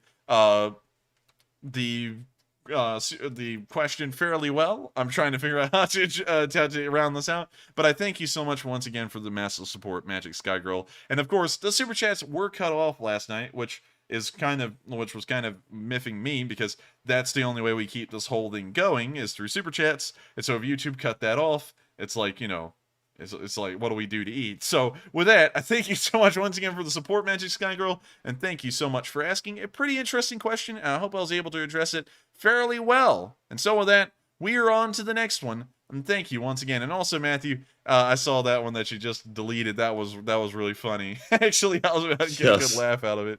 But with that, and also, folks, just a real quick note on the polls. I read off those assumptions on the previous one when I was calling out the results because I'm working with a character limit on the question and also the answers to the question as well. So I would love to include all the details, but sadly I can't. So I'm hoping that in the meantime, the assumptions can be deduced between the question and the answers, that y'all can kind of fill in the gaps there. So some people were able to fill in the gaps and some people were like, that's stupid, Enforcer Matt. But anyways, with that being said, we're moving on to our next super chat, which is from CU on YouTube, who puts in a $40 donation and says, I love the Sam Elliott Ford F-150 commercial voice, LOL. That's good stuff, Enforcer, and shout out to Enforcer Matt, Operator Starsky, and Anna from Ukraine. Well, I gotta thank you so much for the support, and of course, there ain't no more support than you can get from the pulling power of a Ford F-150. But I thank you so much for the support, of course. And I'm glad you do enjoy the Sam Elliott voice. Sometimes I feel like I do it well. Sometimes I feel like I don't. It's kind of a little bit of a tilting scale with some of the voices. I feel like David Attenborough is about the one that can be really bad or really good, depending on how my voice is doing that day. But still, I thank you for enjoying it a lot, because I try my best to, of course, make sure that if I do anything, it's hopefully not cringe. It's hopefully kind of funny in a way, and I'm glad that you are enjoying them. And so with that, I thank you so much for the support and the kind words as well. And so with that, we are on to the next one. And thank you so much once again for the large amount of support and helping this channel to keep on running, so that way I can keep on covering this news and sometimes doing the occasional voice here and there. And so with that, we are on to the next one. And next up, we have a $30 super chat from White Lightning 777, who says, one possible way to deter Russia from using WMDs on Ukraine is the threat of proliferation, legal or not. Tell Putin that the Azov Battalion gets 20 nuclear ATACMS after mushroom clouds appear and permission to use them. Can you reread that one again real quick? Yes. White Lightning 777 says, one possible way to deter Russia from using WMDs on Ukraine is the threat of proliferation, legal or not. Tell Putin that the Azov Battalion gets 20 nuclear ATACMS after mushroom clouds appear and permission to use them. That's an interesting idea, White Lightning 777, and I think the best thing, so that way, because here's one thing, I do agree with the idea of giving Ukrainians the option of a nuclear armament if things were to go south. However, I do think that the United States should retain control of any nuclear weapons it sends in, so that way at the end, just in case if we need them back, we can get them back. So instead of sending them to the Azov, say, if you nuke Ukraine, U.S. nuclear forces are going to be right off of the, right in the Baltic Sea and right in the Barents Sea, ready to fire at anything inside of Russia. And I think that's a pretty good deterrent right there, because it keeps the nuclear weapons somewhat unhittable. As of course, y'all know that U.S. nuclear submarines are fairly stealth, really, and are hard to detect, especially by the Russians. And there could be some in the Baltic and Barents Sea right now, ready to strike at Russia at a given moment. And I think that that would be about our best deterrent, is to say, if you nuke Ukraine, we nuke you. Make your call. And so with that, thank you so much for the support, White Lightning 777. A very interesting idea. But I do think it would be best if the United States made sure to retain control of the nuclear weaponry, so that way we could make sure to keep it, just in case, in our hands. And so with that, we are on to the next one. And thank you so much once again for the support.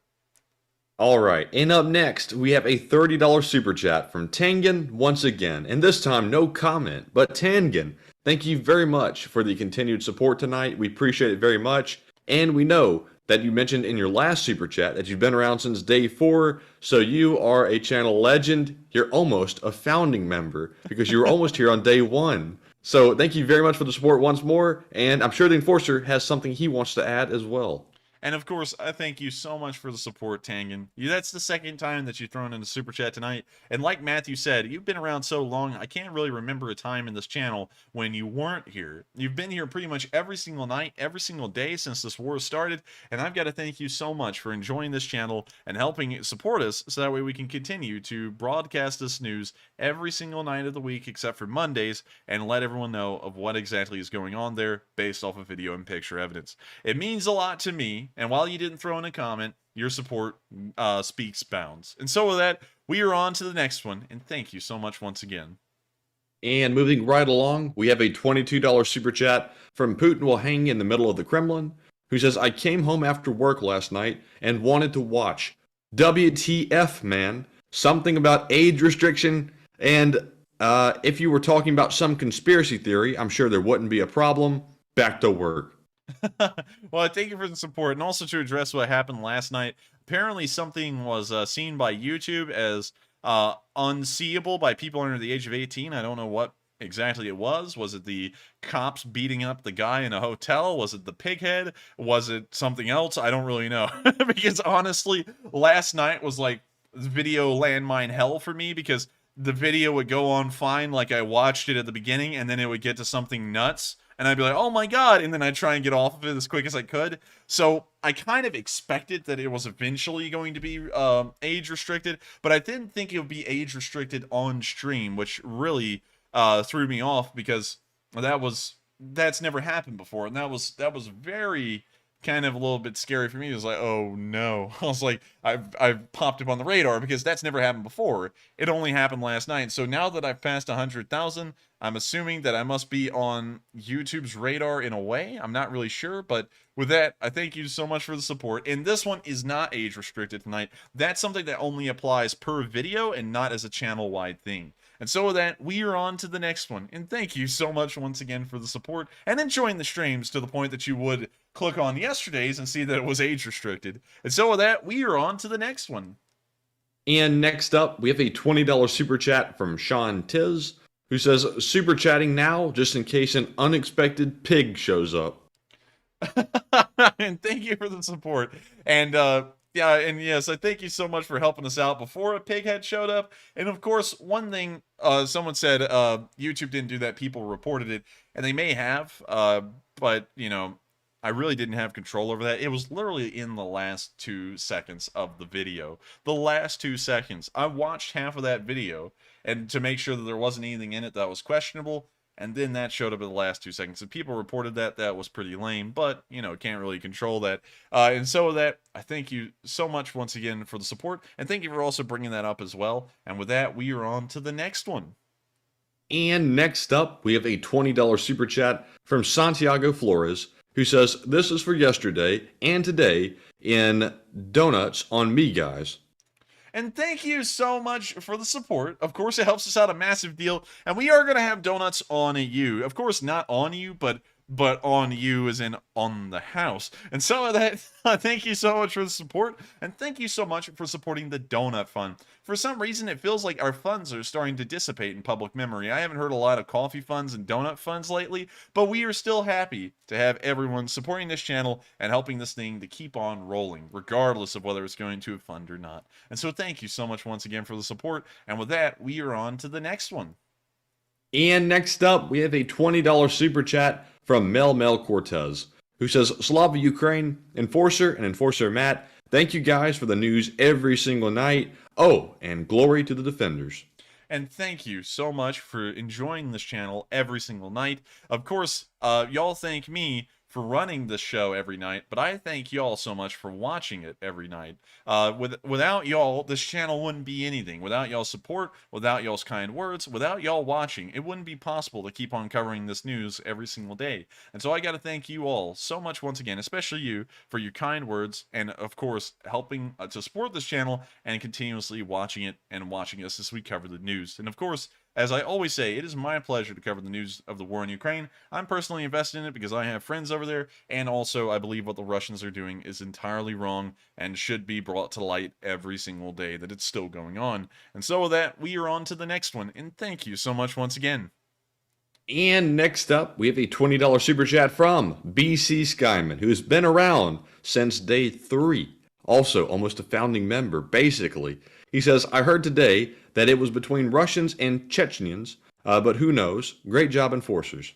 And thank you so much for the support. And I think you're talking about the partisan uprising in Kherson, and it may have been against Ukrainian Chechens or even Chechens from Chechnya itself against the Russians. We're not entirely sure who those partisans were, but whoever they were, I'm wishing them the best of luck, and I hope they were able to inflict a little bit of damage on the Russians and scoot out without losing too many people or any people at all. And so with that, I got to thank you so much, BC Skyman, for being around forever. You've been around literally since the very beginning, and I gotta thank you so much for enjoying this channel every single time we cover the news, and of course supporting us so that way we can continue to do this as our job. And of course I can be more honored to know that the Lee Spring Army has been able to help out so much. We are close to $500,000 total raised, and of course I couldn't be more honored to be at the head of such an incredible thing as the Lee Spring Army. And so with that, we are on to the next one, and thank you so much once again. And also, folks, I did make a reference to Seinfeld in the comments. I think somebody might have misunderstood me. I was referring to the People Fund, the fund for people that George Costanza was talking about in Seinfeld. And I think somebody got confused with a different Costanza, and they started cussing about him. I'm not sure if there's multiple Costanzas running around. Do you know, Enforcer? I don't think so. I think there's just George Costanza, and that's it. And if they're cussing out George Costanza, dude, give him a break. George Costanza literally lives a terrible life. Give him a break, man. But with that, we are on to the next one. All right. And up next, we have a $20 super chat from Super Bonker 9000. We've been paid a visit from a member of NAFO who says, I just want to get my super chat in before the pig shows up. Ha ha ha. Oink, oink. And of course, thank you so much for the support. And I'm glad that you did throw in a super chat tonight to help us out. We, of course, ran the stream last night, and even after the super chats were cut off, and I was really thrown off by the whole entire thing and kind of got a little bit, I guess you could say, wigged out from it in a way. Of course, still pressed on, and I'm glad that you supported us tonight and helped us to keep this thing going on. And so with that, we are on to the next one. And thank you so much once again, Super Bonker 9000, for repping the set, and of course, helping this channel to keep on running. And so with that, we are on to the next one. And thank you so much once again. All right. And next up, we have a $38 super chat from Catherine Kingdon, who says, throw some prawns on the barbecue. Best wishes from Australia. Oh, yeah, I'm guessing prawns are like shrimp. I thank you so much for the support, and of course we're going to throw some prawns on the barbie, because of course down in Australia, everyone's into prawns. I don't know what a prawn is, actually. Is that a shrimp? A shrimp. A shrimp. Prawn versus shrimp. Let's see, a prawn versus a shrimp. Ah, oh, it's different. The prawn, it'd be great. Wait a minute. These literally just look like a shrimp. Just uncooked. Yeah, it just looks like an uncooked shrimp. This one looks like a cooked shrimp. Also, I love the bulging eyes. That's about how the Russians look whenever another drone bomb is seen falling towards their position. Their eyes bulge out their head like that. It's had too many hours on the treadmill, I guess. Yeah. Have y'all never seen the jumbo shrimp on a treadmill? That's an incredible video that Matthew just brought up inside my old memory. Not old, you know, it's like a couple of years ago. I'm not that old, but was prawn and shrimp the same thing? Shrimp and prawns are completely different creatures. Yes, they're both decapods, which means they have external skeletons and 10 legs. But that's where the similarity's in. Well, to me, they both look like the scrimp. So I think I'm just gonna enjoy myself some scrimp or some prawn. It doesn't really matter to me. I'll eat any kind of seafood. It's all good. But honestly, I gotta say, my favorite food, my favorite meat of the waters, I guess you could say, fresh or salt water, has got to be gator. I've never had a meat that was as interesting, as tasty as gator. I became a big fan of it about a month ago, and I've always been on the search for gator meat ever since. And so with that, I thank you so much once again for your support, Catherine Kingdon, and I hope you've enjoyed my terrible Australian accent while I said prawns on the barbie at Outback Steakhouse. Get yourself an Outback Steakhouse 12-ounce steak meal for only $19.99. Eat like you're in the Outback, because they definitely have steaks in the Outback. But with that, we are on to the next one, and thank you so much once again. And I have no idea how you could remember that commercial line by line. Like, that totally came back to my memory just then. But anyways. Wait a minute. Hang on. Yes. The garlic mashed potatoes. You know, it's always the garlic mashed potatoes. It's never the normal ones. But with that, we're on to the next one. And up next, we have a $20 super chat from Psyops, who says, those Ukrainian tanks are good, but there are no tractor. So Matt, how about an embarrassing story from Enforcer's childhood?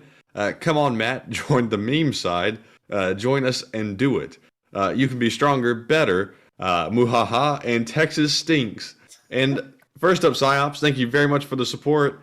And you've been trying to get me to get the Enforcer for quite some time now on something. You want me to either play some noises on a Bluetooth speaker to scare him in his room while he's doing the stream, or tell an embarrassing story. So apparently Psyops has it out for the Enforcer. But sadly, I'll have to pass on the embarrassing story, just not, so that way we keep the Enforcer happy over there.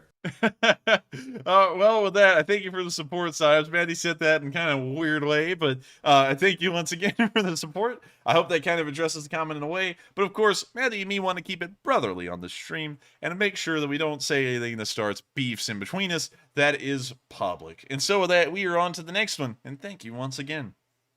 And next up, we have a $20 super chat from Tim Swenson, who says, this amount of fire sounds more like insurgents than partisans. I think that's why 41% of us voted, maybe. That's it. Oh, can you reread that one real quick, actually? Tim said, this amount of fire sounds more like insurgents than partisans. I think that's why 41% of us voted, maybe. I think it may have been insurgents, but the question with insurgents and partisans is there really a discernible enough difference? And I know that insurgents and partisans are a little different, but their goals and their end achievements, I guess you could say, are not too different from each other. But it may be insurgents. I'm not entirely sure. You have a really good point there. And so with that, I thank you so much for the support. I hope that does address the question fairly well.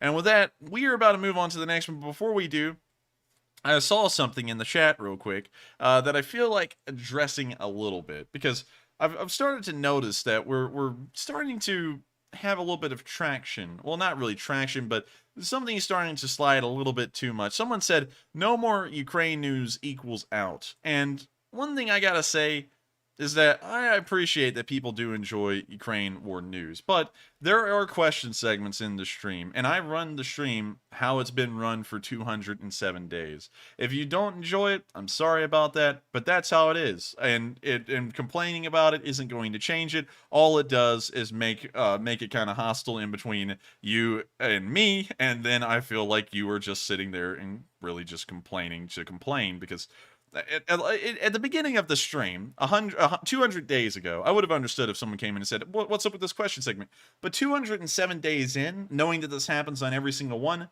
why are you even complaining about it at this point? This is how it's been for hundreds of days. It may as well be tradition. But with that, we are on to the next one. And thank you so much once again for complaining, because I'll take that under no advisement whatsoever. All right, and we're on to the next one? Yes, we are. All right, and the next one is from Justice Ryan, who puts in a $20 donation and says, would the ongoing success of the Ukrainian blitzkrieg be mainly determined how long the supply lines can hold up, and how long do you figure they can hold up? And he's talking about the Russian supply lines or the Ukrainian supply lines? The Ukrainian. The Ukrainian supply lines, as far as we know, are a best-kept secret of the Ukrainian Armed Forces, which is incredibly smart on their end, because we have really no idea how it runs. We just know that things eventually make it to the front line, and apparently in a good enough quantity and at a fast enough rate that they can continue to make blistering offensives like the ones in the northern Kharkiv area. As far as we know, their logistical system is not under pressure or any kind of stress, external stress. And so it's been able to run at a very consistent rate throughout the entirety of the war with almost no failings whatsoever from what we can tell on the surface. We don't know the exact details, but I hope that it addresses the, I guess you could say, question well enough. I hate to say this, but there's no public information about Ukrainian logistics, their numbers of trucks, their numbers of trains, how it's transported, or how any of it works. And I've got to say, that's honestly the smartest way to run logistics, especially for the Ukrainians, is keeping it as secret as possible, so that way people don't really know what's in the secret sauce that allows Ukrainian forces to be so well supplied. And so with that, we are on to the next one, and I thank you so much for the support, and I hope I was able to address that question fairly well with the little amount of information we have. And up next, we have a $20 super chat from Tim F., who says, greetings from Germany. Do you think that the age of manual tank loading will come to an end with the new 130mm rounds like the KF-51 uses? It may. The KF-51 is, let me check it again real quick. KF-51 looks to be an improved version of a Leopard 2, just my honest assessment of it. It does look sick, I'm not gonna lie. It looks pretty freaking cool. But I still think there is enough room in that tank for a loader. Let me check, though. Crew 3 to 4. Let's see. There is... Odd. Apparently, the crew is 3 to 4, and it only needs 3 to operate, but there could be a 4th crew member that's just additional. Interesting. Let me read about this. Let's see, further developments, make it more environmentally friendly during peacetime operations, the installation of a more powerful and more efficient power pack, the integration of AI into the fire control system. Wow, this thing sounds like it's just going to be cutting edge. And the creation of an unmanned version of the Panther. Wow. And also it's called the Panther, which is kind of a return to German form, if y'all know anything. That's so cool looking. Yeah, it's a really cool looking tank, I gotta agree. And also, really interesting that they're thinking about making this thing unmanned. And Matthew, for some reason, when I was reading that, I was just imagining this. The M5 is an uncontrollable machine. It's a weapon. Yes. You know, like, for some reason, whenever I hear about anyone making anything unmanned, it brings me back to that Star Trek episode from the original series where that guy put the M5 computer system in the Enterprise and it went rogue and started taking out other ships. But anyways, moving on from that. Let's see. Design and mobility. I'm trying to figure out about the 3 to 4 crew member ambiguity here. What's up with that? Is the 4th crew member a loader, or is he just there for the ride? Let's see, Oh, wait a minute, look at this. This is actually just an improved, a new and improved Leopard, because they say that the KF-51 is currently based on the hull of a legacy Leopard 2A4. Interesting. And it will be armed with an autoloader. So it will be going kind of in the direction of the Leclerc, and it will have an autoloader as well. And it may, if the caliber of tank guns does continue to get larger and it goes in the direction of larger than 120 millimeters and goes up towards 130 or 150, it will most likely require autoloaders, because the idea of just having some corn-fed fellow from Kansas inside of each tank limbering around 130 or 150 millimeter rounds and loading them single-handedly at however fast that tank needs to fire, that will start to get unrealistic at a point, and they will have to replace that bulking hulk of the corn-fed fella with an autoloader, because even the corn-fed man won't be able to keep up the speed that's needed to keep that tank running. And so with that, I hope that answers the question, at least in my opinion. And also, the KF-51 is still an incredibly cool looking tank. But with that, we are on to the next one, and thank you so much once again for the massive support.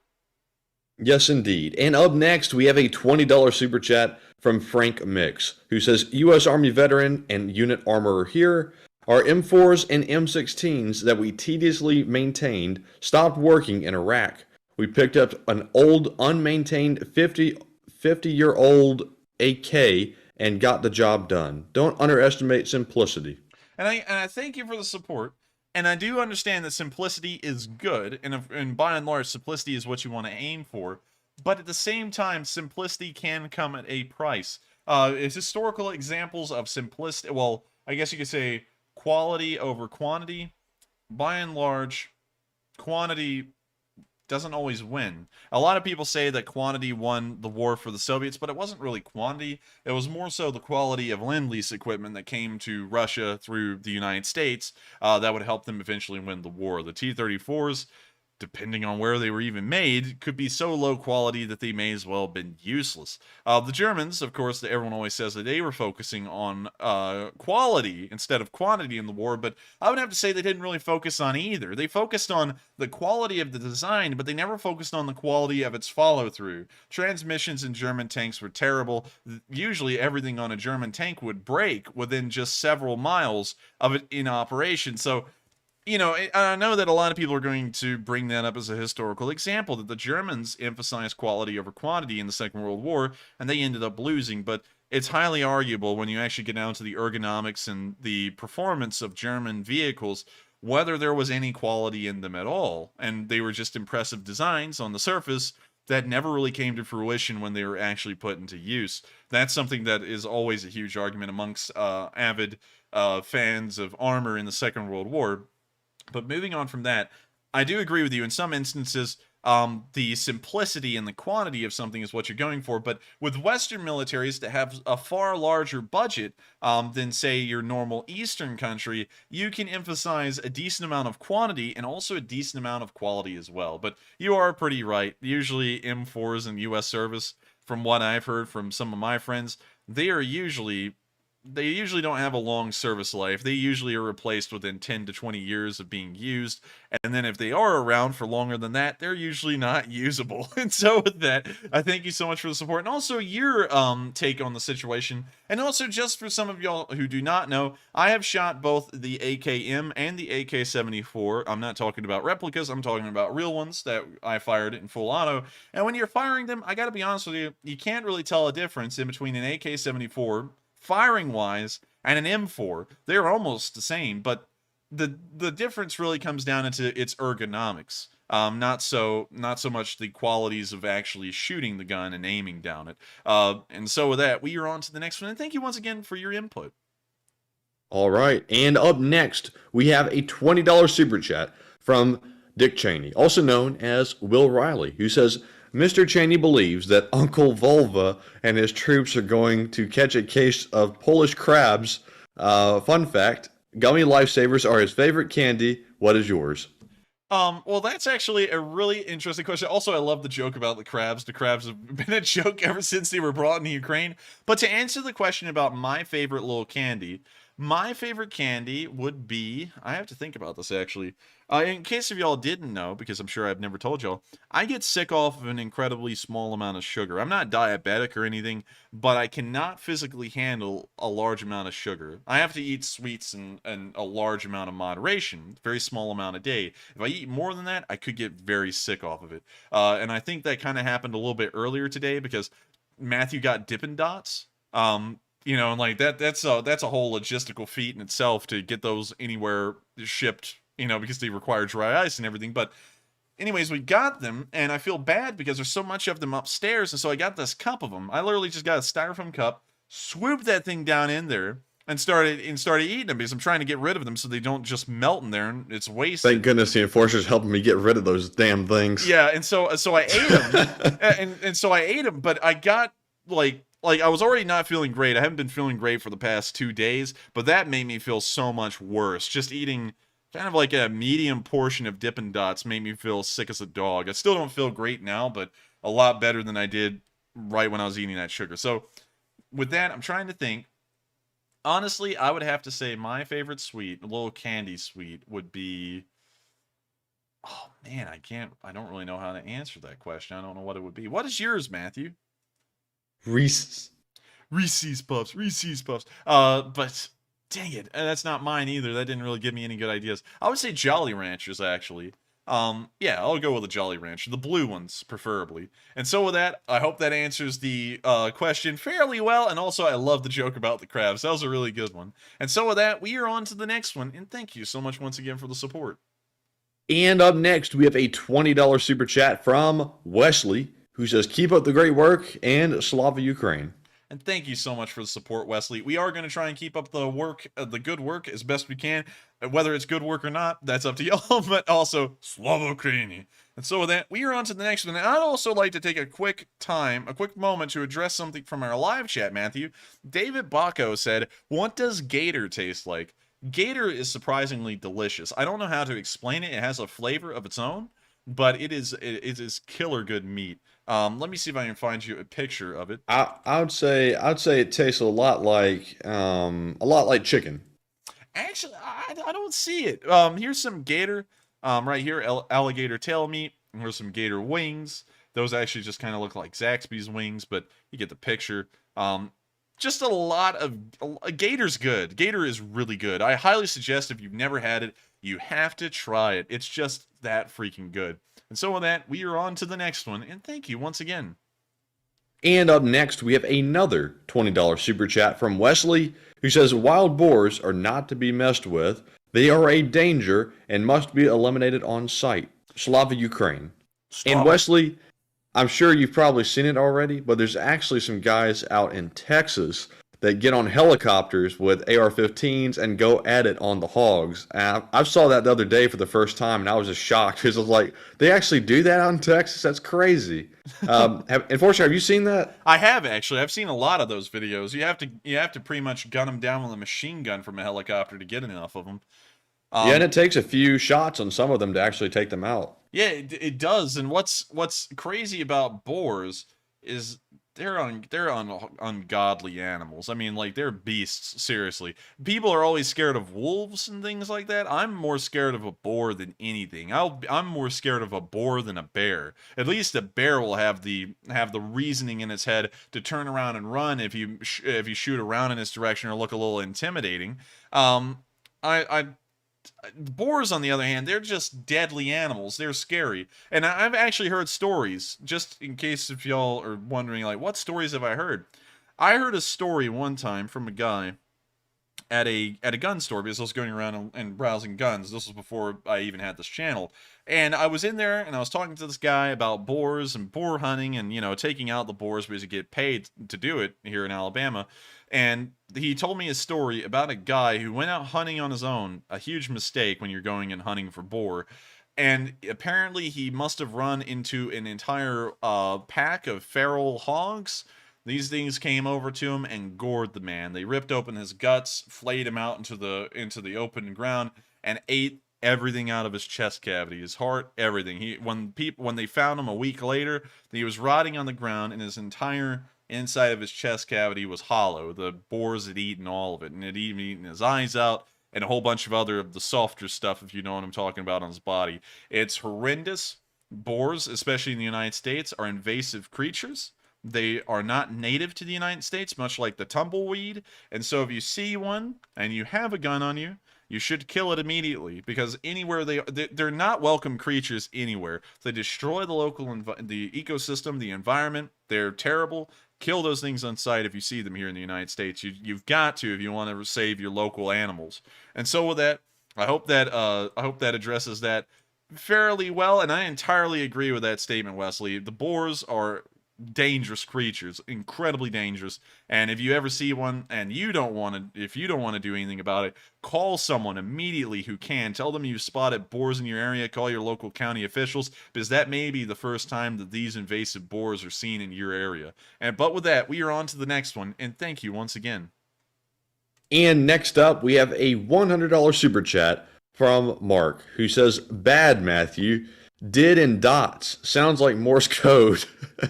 And good one, Mark. And we're actually talking about Dippin' Dots. And I think you meant to put in a joke there, but Enforcer, what do you have to say? Well, I thank you for the support, and I like how you said dits and dots. That's actually a pretty good play on Dippin' Dots. But in case y'all haven't heard of Dippin' Dots are these little oh dang it. That's showing where. Wait a minute, it was showing Atlanta. Okay, I forgot the VPN's on, so it says we're over there. But Dippin' Dots are these nitrogen-cooled nodules of ice cream, and they're very delicious. The taste is smooth, and you can get them in all kinds of flavors. Now, Matthew actually told me something that surprised me. The company went bankrupt a couple of years ago, and they're trying to pay off their debts, you know, to their debtors and such things like that, but they still produce Dippin' Dots, and you can still buy them, and they're still good. They're still as good as they were years ago, and I hope that they don't disappear off the face of the earth, because it's a very nice little treat. And if you never had one before, go and try and find a place that has them. They are an interesting experience, and once you try them, you kind of pick up a liking for them. We actually got this flavor here. What's it called, Matthew? Birthday cake or something? Yeah, that's actually a different flavor that you're pointing to there. But yeah, we got birthday cake, and there's a picture of it down there on the left, I think. This one? Oh, that's cotton candy. Oh. This There's one. Birthday cake right there. This one. Yeah, these are so good. That is the best flavor of Dippin' Dots they've ever come out with. I hope they never stop making them. And they are delicious, and I hope that Dippin' Dots never goes out of business. And I highly suggest, since they are trying to pay off their debts, and maybe you know, large increased sales will encourage them to remain in business, I highly suggest that y'all go and try and find some of these and buy some, so that way you can support this company and make sure that they don't go under, because their little creation was ingenious, and it's also really good. And so with that, we are on to the next one. And thank you so much once again for the support. And also the little joke. That was a really good play on the words. But with that, we are on to the next one.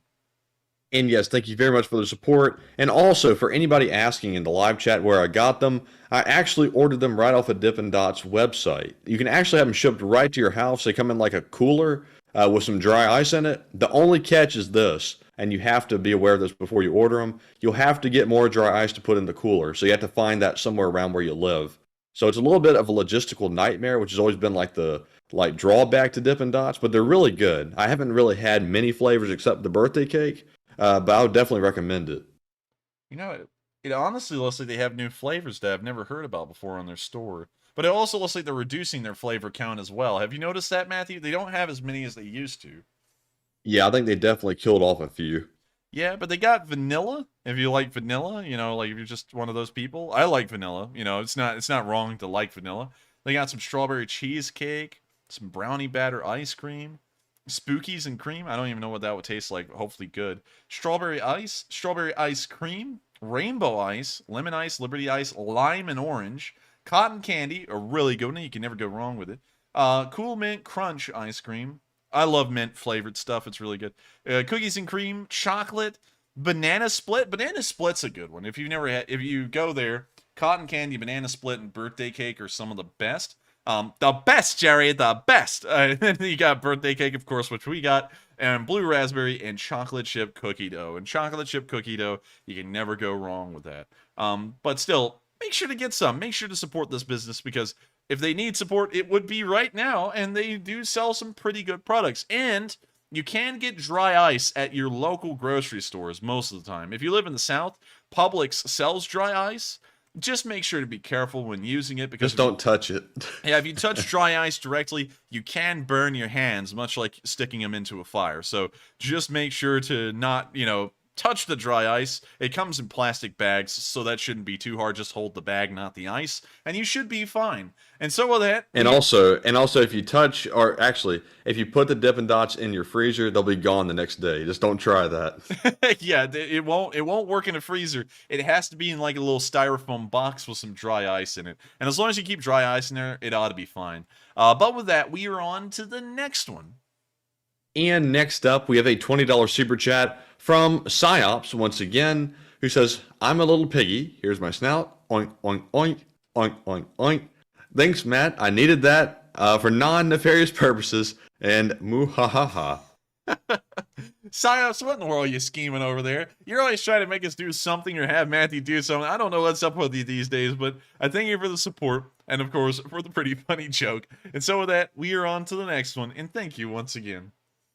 And next up, we have a $20 super chat from Tim F., who says, "Just found out that Ukraine will get 18 RCH-155 wheeled artillery units from KMW Future. Ukrainian artillery will be a force to be reckoned with, and Slava Ukraine." And thank you so much for the support. I would pull them up, but I think we've showed them on stream before. And I would have to say that they are pretty cool artillery systems, of course, made by none other than Kraus Maffei Wegmann, who's been an arms supplier of the Germans for an incredibly long time. I also used to make locomotives, but we're not covering that now. But I thank you so much for the support and also bringing that up. And it's good to hear that the Germans are starting to be more apt to send arms and aid to Ukraine, more so than they were before. And so with that, we are on to the next one. And thank you so much once again for the support. And moving right along to our next super chat, we have a $15 donation from Mike D, who says, "I don't see Russia using NBC warfare, as that would spell certain doom for them. They don't have the logistics to support a full-blown charge of thousands of ground troops, so what's left for them to do?"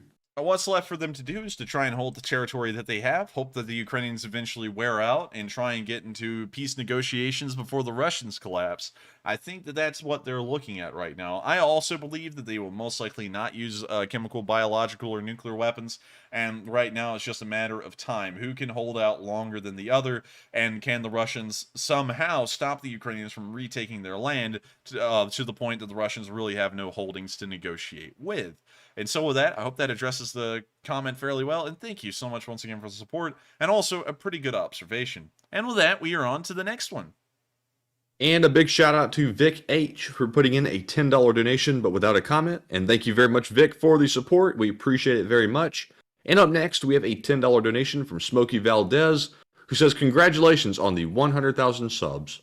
And thank you so much, Smokey Valdez, for the congratulations on 100,000 subs. In case if y'all don't know, we are at 100,750 subscribers. So now we're only 250 subscribers away from 101,000. Is that exciting or what? I don't know if it is or isn't, but it's still pretty cool. And so with that, thank you so much once again for the support, Smokey Valdez, and thank you for the congratulations on 100K. It's been a long time coming, and I'm glad to know the Lee Spring Army is now 100,000 strong. And with that, we are on to the next one, and thank you so much once again. And up next, we have a $10 super chat from Phil Tatham, who says, what happened to the translation for the Ukraine anthem? I've nearly learned it. I, unfortunately, have not been able to find that video file recently. I'm still trying to find it, but the outro video, which is just a standalone Ukrainian anthem, it still does have the English translation in it. So if you do want to see the English translation of the Ukrainian anthem, it'll be at the very end of the stream tonight. So just hang tight. It is there, and I'm still trying to find that file, the specific one that I used for the end card to put into the intro card again. And so with that, we are on to the next one. I hope that answers that question fairly well. All right, and up next, we have a $10 super chat from Wes Fry, who says, the PP Fund was mentioned tonight. This is for Enforcer's PP Fund. Thanks, guys, for last night. And thank you for the support. I'm glad that you did enjoy last night. And thank you for supporting the Personal Protection Fund. And so with that, thank you so much once again. And with that, we are on to the next one. And up next, we have a $10 super chat from Tim Q, who says, thank you, Enforcer Matt, and the LSA. Looking forward to the channel covering liberation of Crimea and other Ukrainian victories to come. And thank you so much for the support and the kind words as well. And I hope that we will be able to report on the Ukrainians retaking Melitopol, Mariupol, Kherson, Berdyansk, Severodonetsk, Lysychansk, all of them. I hope that we one day are able to see every single one of them, including Donetsk, Luhansk, and Sevastopol as well. And of course, we'll be reporting on this war until the last day of it. And so with that, we are on to the next one. And thank you so much once again for the support and the kind words. And up next, we have a $10 super chat from J340, who says, I believe the Chinese aren't a paper dragon army. I think they have some teeth in their bite. I think the situation in Ukraine has them second guessing making a move on Taiwan. And I agree with you completely on that one, Jay. And I thank you for the support, Jay, but I would actually have to disagree a little. We did go over Chinese equipment a little bit earlier on stream, and beyond them having some new tanks, like the ZTC 96A, which I'll pull up again real quick. The ZT6 96 doesn't really look like that much of a, I guess you could say, contender of a tank. It's been around since 1997, so it is fairly new. However, it looks incredibly lightly armored, like it could be punctured by a simple APFSDS round or a normal anti-tank weapon system like a Milan or a Stugna or a TOW. It doesn't look strongly armored. That's what I'm seeing on the surface. It looks like it may even be less armored than a T-72B3, but that's just my opinion. We don't actually have any figures to back up that claim, and that's what most of the Chinese tank force is made up of. This is the newest stuff in their arsenal. So, you know, just to me, I don't think the Chinese are that more impressive than, say, the Russians or any other of our rivals for that matter. But I still think that the Ukrainian war does have them second-guessing doing anything with Taiwan, because they've threatened that, then they didn't do it, and now it's kind of fallen off the face of the earth. Also, what in the world? The Type 85, which is the export version of the Type 90s. Oh! There we have it. Okay, so once you take the little fancy tiles off the front of this tank, that's what you have under it. You have this ugly thing. It looks like a T-72, honestly, with a more boxy turret. T-72A. Images. Hopefully y'all see it. But, you know, you have the same kind of like flaps on the side. You have the same kind of road wheels. A very similar shaped hole in a way. And then you've just got a turret that's a little bit more boxy, but almost the same dimensions as a T-72. That thing is just not really, it's not really a potent tank in my opinion. I don't think it's going to be doing much And that's about the most modern thing that the Chinese have outside of their Air Force, and then, that's a whole other basket to talk about. But with that, I hope that addresses my opinions on China. But still, you may be right. They may have a little bit of bite to it that I'm just not seeing. And so with that, we are on to the next one. And thank you so much once again for the support. And next up, we have another super chat from Wesley, who puts in another $10 donation and says, have you watched the YouTube channel Some More News? They do great videos on what a threat the Boers are. I have not seen that channel, but I know full and well the threats of a boar. Boars are just, gosh, I can't even overstate to y'all how dangerous boars are. If you see a wild pig-looking creature, get away from it immediately. Those things are more dangerous than anything. They're more dangerous than bears, bison, the usual suspects you would think about by getting, gored by. They are far more dangerous than any of them. Coyotes, wolves, they got nothing on a boar. So with that, I thank you so much for the support, but I will check them out, and I will try and see about looking into their videos, because I'm always interested in looking at a good old story of almost dying from a boar. And so with that, we are on to the next one, and thank you once again. And next up, we have a $7 super chat from Martin Bridge, who says, Russia will lose no matter what. Winter will take a huge toll on the Russian military. The LPR and DPR will be subsumed back into Ukraine, as well as Crimea. Slava Ukraine. And I entirely agree with all those statements, and I hope that it does happen in the future. And so with that, Slava Ukraini. And we are on to the next one, and thank you so much once again for the support. And up next, we have a $6 donation from Duncan VR. And I see he is still here, so he gets to enjoy his little super chat. He puts in a $6 donation and says, Matthew was talking in his sleep. Ba ba ba, woof, meow, moo moo, woof, ba ba ba, blah, snort, meow. Chuck Norris would kick Putin up, ba ba ba, spam, ba ba. And I hope you enjoyed that Duncan VR fairly well. And so with that, we are on to the next one. And thank you once again for torturing Matthew one more time. And with that, on to the next one. All right. And up next, we have our decoders of the stream, WF2U and Mark Hodges. And WF2U puts in a $5 super chat. And they say, tonight's plain language Morse code message, no deciphering or decoding, is, if Russians could spin in their graves, they could run Ukraine's power grid. Ding, ding, ding. You are correct. That is the Morse code message of the night. And I hope y'all enjoyed that one. This is supposed to be a little bit funnier. And if the Russian soldiers that are in their graves right now could see how poorly this war is going and what little they died for, I'm sure they could power the Ukrainian power grid entirely on their own. And so with that, we are on to the next one. And thank you so much once again for deciphering that, and also the support as well. And with that, we are on to the next one. And up next, we have a $5 super chat from Jana Luck, who says, any idea if preparations for another major counteroffensive is on its way and where? Do you think it's just the river crossing which slowed it down? Can you reread that one again real quick? Yes. Jenna says, any idea if preparations for another major counteroffensive are on the way and where? Do you think it's just the river crossing that slowed it down?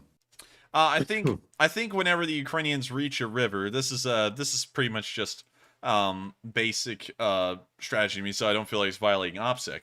I'm not saying that to be anything. I'm just saying, like, whenever there's a certain, like, I guess you could say natural landmark the Ukrainians reach, there's nothing that's going to happen there again because it's just too risky. Because notice that when the actual counterattack started in northern Kharkiv, they didn't push over the bridges on the Seversky Donetsk River Reservoir because it's just too dangerous. It's too risky. They're going to be pushing over open ground. Both sides will push over open ground because it's the only way to minimize the casualties well enough to make the offensive worthwhile. And so they won't be pushing an offensive again on the direction of the Oskil River. It'll have to be over the open ground somewhere else. But that opens up loads of possibilities. Really, the rest of the country is nothing more than open ground, rather than this area where they're on the Oskil River now. And so with that, I hope that addresses that question fairly well, Jenna, but I don't want to get into too many details, because if I did, then I could start saying exactly what the Ukrainians will probably do. But with that, we are on to the next one, and thank you once again for the support. And next up, we have a $5 super chat from Super Action General, who says, I haven't been hearing much from the mighty TikTok brigade. Do you know what's going on with them? Also, are they the ones retreating from Kharkiv? They were one of the units retreating out of Kharkiv. From what we knew, they were in the Izium area and had to withdraw from the city. And we haven't heard a lot from them either, and I think that the TikTok brigade has gone home for the large part, and there's only a small part left. They kind of disappeared with Razman and Kadyrov. And so with that done, we are going to move on to the next one, Don. But thank you, Don, for the support, Don. All right, and with that being said, we're moving on to our next super chat, which is from Will Riley. He puts in another $10 donation, and this time I don't think he's Dick Cheney. I can't believe it. He says there is a channel on YouTube that uses piles of tannerite and bait. I'm laughing at that. You can go ahead. Oh. He says there's a channel on YouTube that uses piles of tannerite to bait the boars with feed to explode the living hell out of the groups of the boars. It's awesome. It sounds awesome, Will O'Reilly. And honestly, I would have to say that's something I would like to see. I'll have to pull that up for sure. Because if anything would bring me a decent amount of laughter, it would be watching those sick boars get blown to smithereens. One thing I wish that... Will Riley, you're about to have PETA coming down here into our chat in a minute. Probably. But honestly, if PETA, whatever it's called, has any sense, they would know that the boars are invasive and they're killing deer and all kinds of other stuff. But, you know, I got to be honest with y'all, that organization doesn't really make a lot of sense to me with what they do. But moving on from that and talking about the boars specifically and what's going on with that, that is something that I think is pretty smart. Honestly, I wish that the U.S. government allowed normal citizens to buy sticks of dynamite, because sometimes I just wonder if chucking a stick of dynamite at a boar might actually be able to stop the stupid thing. Because if y'all watch videos of these things, boars are tanks. They can take multiple shots and just keep going. You can shoot them in the head and they'll still come over and gore you. It's unbelievable what these things are. I mean, if there's anything on Earth that would be similar or close to a zombie apocalypse, it's these freaking boars. Like, you just gotta watch videos of them. You gotta actually hear stories about these things to understand the horror and the terror of a feral group of these hogs. And so with that, we're on to the next one. And thank you once again, Will Riley, for the suggestion. It's a pretty good one. And up next, we have a $5 super chat from Junebug, who says, I'm about to drive, but do you think Ukraine will get F-16s before the war is over or not, due to Ukraine winning now without them? I don't think they will. It's just kind of my first inclination. The U.S., it kind of gets cold feet whenever we try and send them over, and I just don't think we'll ever cross that threshold where the U.S. will finally just say, you know what, we're sending them over, and that's it. So with that, I hope that addresses the question fairly well, but take it with a grain of salt, because I really don't have any idea what's going on anymore with the negotiating and discussion process about sending those over. And so with that, we are on to the next one, and thank you so much once again for the support, and I'm sorry I can't really answer that question all too well. But with that, we are on to the next one. All right, and moving on, we have a $20 super chat from Rotormax, who says, thanks guys for all the news updates, along with a touch of humor. And thank you so much for the support, Rotormax, and also the kind words. I try to add in a little bit of humor. I don't try and make it too much, but I try and make it enough where it's at least interesting to watch. Because one thing that I will say is that there are some channels out there, honestly, they kind of disappeared at this point, and when they cover the news, they would cover it in such a mundane and kind of boring way. Even if the news was important to watch, you couldn't really watch it because you just lose attention on it. And so I always try and make sure that while we present the news, the important news, as important as it is and as best we can, I always still try and make sure that it's something watchable, so that way you're not just boring yourself to death while trying to hear the news that you want to hear. And so with that, I thank you so much once again for the support, Rotormax, and I'm glad that you do enjoy the way we cover this news. And so with that, we are on to the next one, and thank you once again. And next up, we have a $5 super chat from Boy Kachina, who says, look at the Olympics. Xi paid Putin $180 billion for the energy deal that included both will recognize territorial expansion of the other without limit. Well, That is a good point to bring up because we have never seen China approve of this war officially. They've been on the fence the entire time and have never really stepped up and said, oh, like the Russians are doing a great thing. In fact, at the beginning of the war, they said, we hope that there is a peaceful end to this all. And so with that, I thank you for the support, but I think the Chinese kind of baited the Russians there and then backed out of it immediately and just gave them the $180 billion to put them in a bad bind that would definitely make them lose more than $180 billion. And so with that, we are on to the next one. And thank you so much for the support and also bringing up a pretty good point as well. And up next, we have a $5 super chat from Mr. E-Man, who says, keep up the good work. And thank you so much, E-Man, for the kind words. And we are going to keep up the good work the best we can. And so with that, we are on to the next one. And thank you so much once again. And up next, we have a $5 super chat from Louis Marina, who says, triggering the enforcer, the A-10 does not fire one round. It is 70 a second. Also, hit the like button. Don't bring that up. No, you're scaring the hell out of me. You're going to send me into freaking panic attacks. I'm not going through the A-10s again. But with that, thank you so much for the support. I hope that does address the comment fairly well. And with that, we are on to the next one.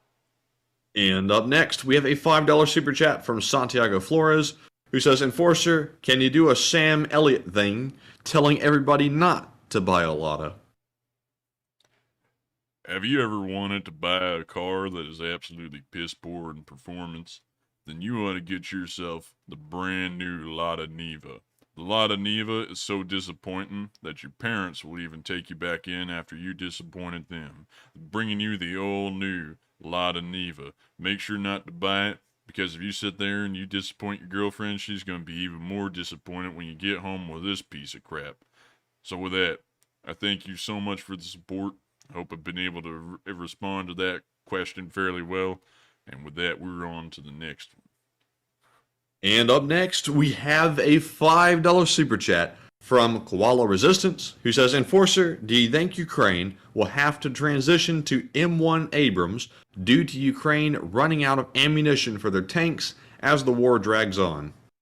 That's a great question. I'm not entirely sure if they would or wouldn't. Because the real question is the U.S. willing to send over M1 Abrams, and do we have any export versions we can send? In case y'all don't know, we actually make export versions of the Abrams, and a decent amount of those have the depleted uranium armor packs removed from them. And actually, a lot of U.S. Abrams don't have the depleted uranium armor in them. Did you know that, Matthew? Wait, say that one more time? Most U.S. Abrams do not have depleted uranium armor in them. So is the depleted uranium radioactive? It's not radioactive, but it's incredibly expensive and low in supply, and so it's very difficult to field all of America's Abrams tanks, which range in the thousands, with depleted uranium armor because there was just never enough of it in the first place. And so, from what I remember, a U.S. tanker telling me that actually was an M1A2 commander, tank commander, he said that only 1 in every 10 Abrams have depleted uranium armor packages in them. The rest of them just don't have it.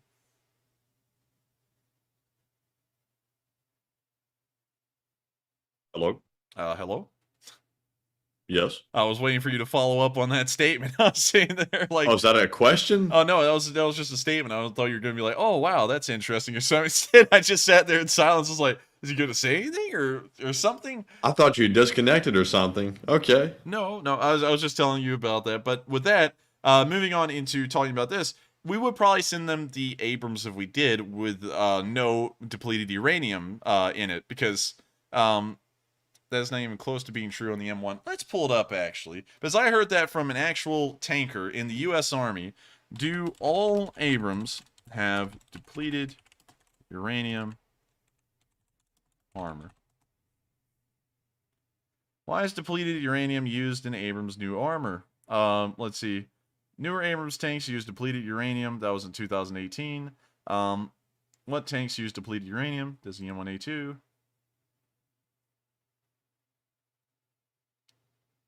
Let's see here. You know, depleted uranium is harder and denser. The tungsten tip penetrated. Wait a minute, hang on. Let's just go to Quora. We're going to go to Quora. All right. So, you see that the depleted uranium armor is in the turret cheeks of this M1A2. And I just saw someone, of course, I saw people say, there's definitely not depleted uranium in the armor of the Abrams. But let me tell you this. Have you ever wanted the armor? I'm just kidding with you. We're not doing that voice again. Let's see. Most of the reasons that twice as dense as lead, in addition to being much harder than lead. This means that incoming rounds lose a great deal of energy as they're penetrating through the extra mass and trying to punch through the harder material. It's slightly radioactive. It poses no risk to the crew. Depleted uranium is so weakly radioactive, hence the name depleted, that there's not much radiation emitted to begin with. In addition, most of the radiation is mostly alpha. And so... Let's see, reading on. While it poses very little radiological risk, depleted uranium is nephrotoxic. It is hard on the kidneys. Let's see, what's noticed. Let's see. So there is depleted uranium armor in the tanks. From what I remember, not all of them have it. That's what a U.S. tanker told me. I'm going off of what they actually know. And so with that, we are on to the next one. And I hope that addresses the question fairly well. I think we will send them over some in the future. It just won't be the ones with depleted uranium armor. And with that, we are on to the next one. All right. And up next, we have a $5 super chat from Awoken State, Florida, who says, here's toward your tasty Gator snack fund. Gator is by far my favorite too. I wish they'd let us hunt more of them in my state, LOL. And I thank you for the support. And I bet you probably live in either Florida, or as the Northerners call it, Florida, or Louisiana. I think those are the places where gators live the most. Some do live in Alabama, of course, but not a lot. We don't have a lot of coastline in Alabama. But I do thank you so much for agreeing with me. Gator is delicious, and I wish there was more of it. And so with that, we are on to the next one, and thank you so much once again for agreeing with me on my craving for the gator. And next up, a big shout out to Alternative Show Beginnings for putting in a $5 super chat, as well as Robin M for putting in a $3 super chat. And thank you very much to both of you for your support of the channel, and we appreciate it very much. And moving right along, we have a $5 super chat from Navy Chino, who says, Enforcer, do you remember the LTC captured a few days ago? It seems to be Lieutenant General Sedchevyov, a very big fish for Ukraine and Slava Ukraine. And we did see that, and we did read about it, but we actually had Operator Starsky come on and say that that was a Lieutenant Colonel, and sadly not the Lieutenant General. So unfortunately, it almost was a big fish, but it looks like it was just a poser who looked a lot like that Lieutenant General. And so with that, thank you for the support. I hope that does address the comment. And with that, we are on to the next one. So you're telling me it was stolen valor? It was stolen valor. That man just looked a lot like the Lieutenant General. Someone needs to make sure that he doesn't get a discount. But with that, we are Yes, he's going to go to Tasties and try to get 10% off. Yeah. But with that, we are on to the next one. And up next, we have a $3 super chat from Trent Casson, who says, Enforcer and Enforcer Matt, do you think the Ukrainians will be sent Abrams tanks or Leopard 2s before Christmas? I actually would have to say I think Leopard 2s would be the most viable option to be sent to Ukraine, and they'd most likely be Leopard 2 A4s, as the Germans usually export those in mass. And so with that, I hope that answers the question fairly well, and I thank you so much for the support. And with that, we are on to the next one. And a big shout out to Neff for putting in a $1 donation. Thank you very much for your support. We also have another $2 super chat from Awoken State, Florida, who says, I got the Leaf Spring Badger mug on Friday. Hey, I hope you like it. It looks really good. We got one too. And then I immediately gave it to someone at college because I actually got stickers for some people who knew my channel and watched it at college. And then I ran out of stickers, and there was this girl, and she was supposed to get a sticker, and I didn't have enough. So then I was like, oh man, I gotta go get a sticker. And then I went on the merch store, and I saw that the stickers cost like $6, and then the shipping was almost the same price, and I was like, oh man. So just went and got the mug. I was like, here, you can have the mug. So that's that story. So I hope y'all enjoyed that, because it was a nice mug, and there is someone out there right now at college that has a honey badger mug and is eating like Cheez-It snack mix out of it or something. So with that, I hope that answers the question fairly well, and we are on to the next one. And also, I just saw No Fun No Hope say a girl he liked trying to bait her in with mugs. And no, I was just giving out stickers to friends. It's like a mix, like half of them are dudes, half of them are girls, and I've had enough stickers for one girl and two dudes, but the one girl did not get anything. So I was like, well, dang it. I was like, I guess I just got to go get the mug now, so I don't have to go pay like $5 in shipping for a $6 sticker. And so with that, we are on to the next one. All right, and up next we have a, let's see here, a $2 super chat from T77, who says, please fix the black bar at the bottom. It hides the subtitles. And we would fix the black bar at the bottom, but I have to keep my taskbar open in stream, and that black bar is just big enough that it hides my entire taskbar from view. So if I remove that, y'all be able to see the exact time of day, the weather, and all other kinds of stuff that shows up on my taskbar, where y'all will see, y'all can pretty much figure out where I am based off of the weather and all that stuff. You know, maybe a specific part of Birmingham. But with that, we are on to the next one. And thank you so much for supporting the suggestion. But sadly, we do that for a reason. But with that, we are on to the next one. And the final super chat of the night goes to My Zhu Yang, who says, I got to sleep, so take someone's live chat question for me, please. And My Zhu Yang, thank you very much for your support. And as always, we will honor that request. And that actually takes us into our live chat question segment. So, the question that is sponsored by My Zhu Yang is going to Talentus, who says, have we ever talked about Zelensky banning a dozen political parties from operating in Ukraine? And what are your thoughts on that? It is said that they had ties with Russia. I have never actually heard about that, and unfortunately, we never talked about it. Zelensky banning political parties. In May of this year, he signed a new law banning pro-Russian political parties, which makes sense because in World War II, we banned the Nazi Party in the United States, and the British would also ban the Nazi Party as well. When you're at war with someone, you generally don't want a political party that supports them at all in the government. So with that, I hope that addresses that question fairly well, because considering the circumstances that it was done in the war, banning pro-Russian political parties, it makes a decent amount of sense. And so with that, we are on to the next one. All right, and up next, big shout out to Kevin Scott 76 for putting in a $5 donation. Thank you very much for the support. And moving back to our live chat questions, we have one from Alex Wolf, who says, did you know the U.S. considers the ATACMS outdated and is replacing it with the 300-mile PRSM and LRPF missiles? We actually did know that. A viewer brought that up a couple of weeks ago in the live chat before, and we actually looked at it. We were like, wow, it looks a lot better than the fat, stocky ATACMS. You know, the ATACMS is still effective, but it still looks old and dated in a way. But with that, we have heard of it before, and they are pretty cool. And so with that, we are on to the next one. I hope I was able to address that fairly well. And up next, we have a question from Sean Koshan, who says, question, Putin says he wants the war to end. Do you believe him? And I'll say before the enforcer answers, I don't believe the guy at all. He's the one that started the war, and he could end it right now if he wanted to. So I think he's full of crap. Yeah, I think I would have to agree with Matthew entirely on that. He's full of crap. If he wanted to end the war, he could. He's in charge of the country that invaded Ukraine. You know, why can't he just go, let's go to peace talks now? And so with that, I hope I addressed that question fairly well, and we are on to the next one.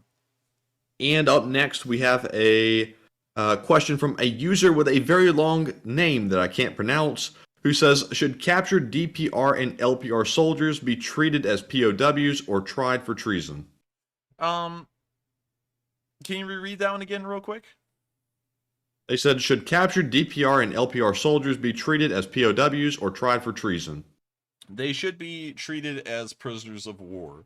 That's just my opinion. You can't be too harsh on them, because you will eventually have to reintegrate them into Ukraine. And so if you take any of them in, you want to actually be a little bit lenient with them, because then it'll show the DPR and LPR, oh, you know, they're not bad people. They're actually pretty nice, because you're trying to win over their hearts and minds. You don't want to be tough on them. You don't want to sit there and go, oh, you know, you're treasonous, life in prison, because then the DPR and LPR people who live there and may actually be anti-Ukrainian maybe, or the people who are pro-Ukrainian will be thinking, oh, well, we're being forced to fight against the Ukrainian government, and then the Ukrainian government's going to treat us like crap. Maybe there is a point to us being the DPR and LPR. So with that, I hope that addresses the question fairly well, in my opinion. And with that, we are on to the next one. All right. And up next, we have a question from Paul Plonsky, who says, how long is Zelensky's term last until? If it were during the war, would he get a longer term? There would be an election during the war, and I believe he said he would only serve one term. Ukrainian presidential's tenure in office is 5 years, and I believe Zelensky was voted in 2019, if I'm correct. President of Ukraine. Let's check. Yes, he's been there since 2019, and 5 years from now would be 2024. So he will definitely be the president during the entirety of this war, no matter how long it goes on. And so with that, I hope that addresses the question, and we are on to the next one. And we had one more super chat, this time from Andrew Reese, who puts in a $5 donation and says, Slava Ukraine, let's go team. And also, thank you for the support, Kevin Reese. And of course, Slava Ukraini, and also let's go LSA. We've been doing it for months at this point, and I thank you all so much once again for supporting this channel and supporting the fundraisers, which will happen tomorrow. We're having another Sunday night fundraiser. We won't have any guests on yet, but we will definitely be shooting for the stars as usual in our support for a nonprofit operating in Ukraine. And so with that, we are on to the next one, and thank you so much once again for the support. And with that, we are on to the next one. And next up, we have a question from Mon Turn, who says, Enforcer is finding Chinese munitions in Ukraine, enough evidence to investigate further and potentially bring sanctions on them. And that's actually a pretty good thing. I think that if the Chinese are supporting the Russians, there should be sanctions put on them. Considering the economic ties in between China and the United States currently, we might want to make them a little light, but heavy enough to get the message across. So with that, I hope that addresses that comment fairly well. And real quick, I would like to address something real quick. We have had a super chat come in, and there's been a question as to why we're not reading it off. And it mentions a specific word in it, regardless of what context it's set in. You've got to understand that YouTube does not care about that particular word, about what kind of context it's presented in at all. And we could get in a massive amount of trouble for reading that off on stream. So unfortunately, we can't address that super chat. Just wanted to let y'all know, because I can see some people asking in the live chat, why aren't we reading it off? Just letting y'all know, we almost had a run-in with something similar to that a couple of days ago, which if Matthew had read that off just a little bit quicker, we would have been in a massive amount of trouble. So unfortunately, we can't read that one, but I do thank you for the support. And with that, we are on to the next one. All right, and moving right along, we have a question from Astraya KHERSON, who says, how influential are tanks in modern warfare? It seems drones and artillery have been much more effective in this conflict.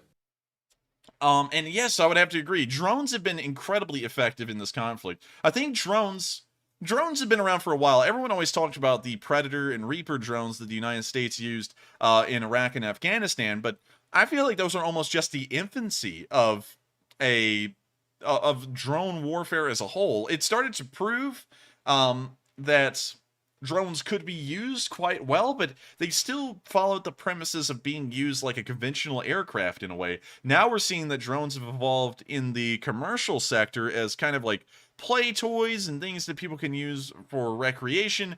And now they've taken those drones, kind of working off of the tech that a Reaper or a Predator would use on a much smaller and more simplistic scale. And now those are being used in Ukraine as weapons of war. And I do think that this is about the most fleshed out we've seen drone warfare become at this point, and it's showing that drones will certainly become a vital part of any war in the future. I would say, historically, the drone warfare we're seeing in Ukraine right now is a lot like the early use of aircraft in the First World War. It will start to become an integrated actual part of every military in the world that wants to be ahead of the game. And so with that, I hope that addresses the comment fairly well, and I do entirely agree with you. Drones are starting to become a major part of the battlefield. And with that, we are going to answer 3 more questions from the live chat, and then we're going to round out tonight's stream. And with that, we are on to the next one. And up next, we have a question from Eddie Turner, who says, do you think the Russians were using the army of Crimea as bait dogs? I think... Can you reread that one again real quick? Do you think the Russians were using the army of Crimea as bait dogs? I don't think that Crimea actually has a military. They were annexed into Russia. They're considered a part of the Russian Federation by the Russians.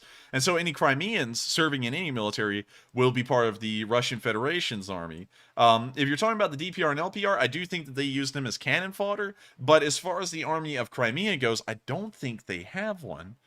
So with that, I hope that answers the question fairly well.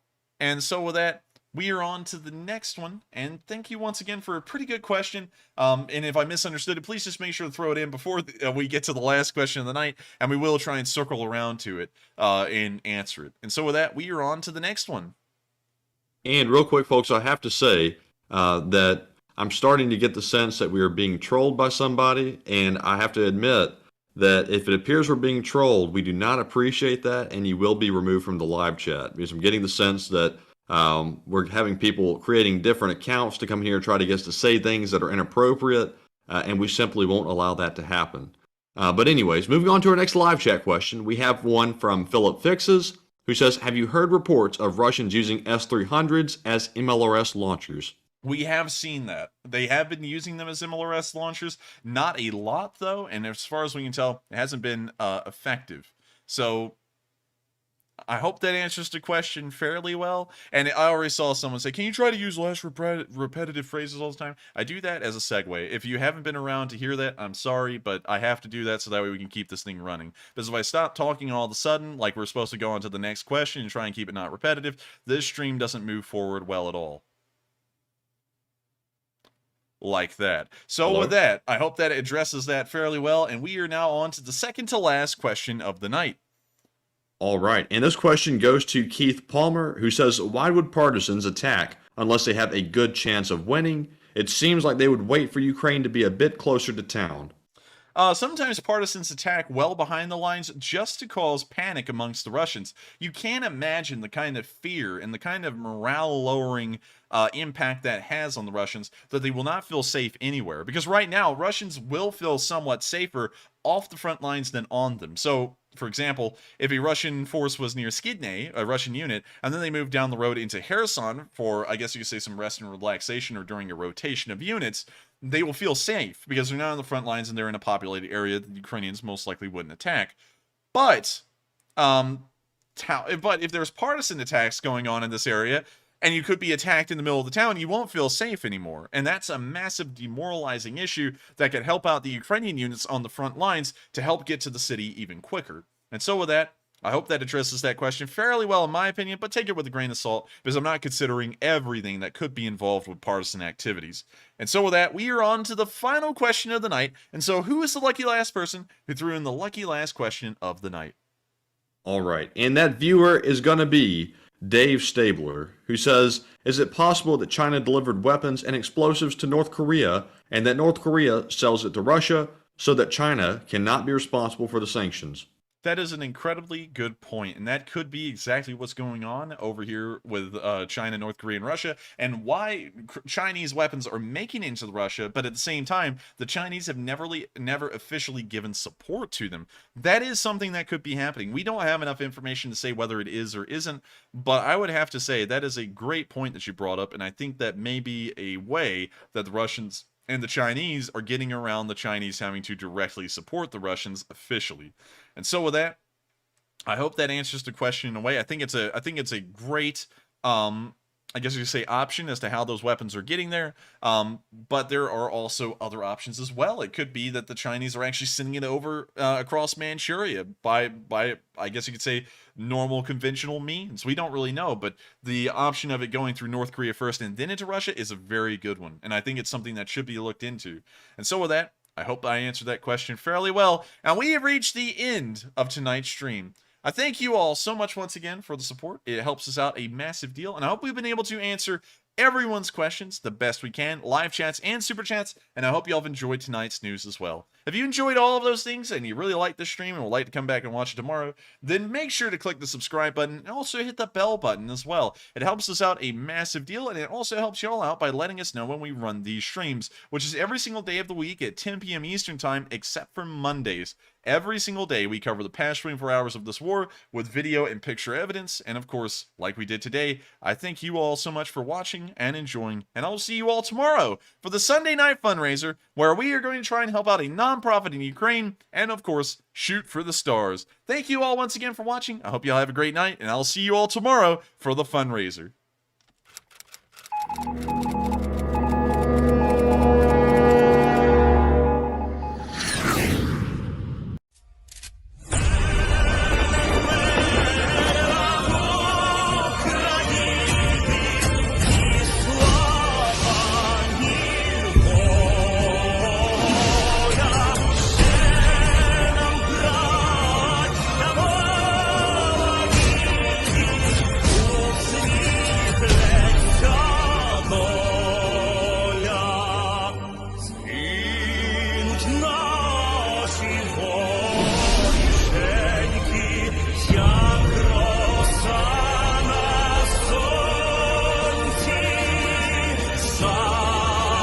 Запануєм і ми, браття,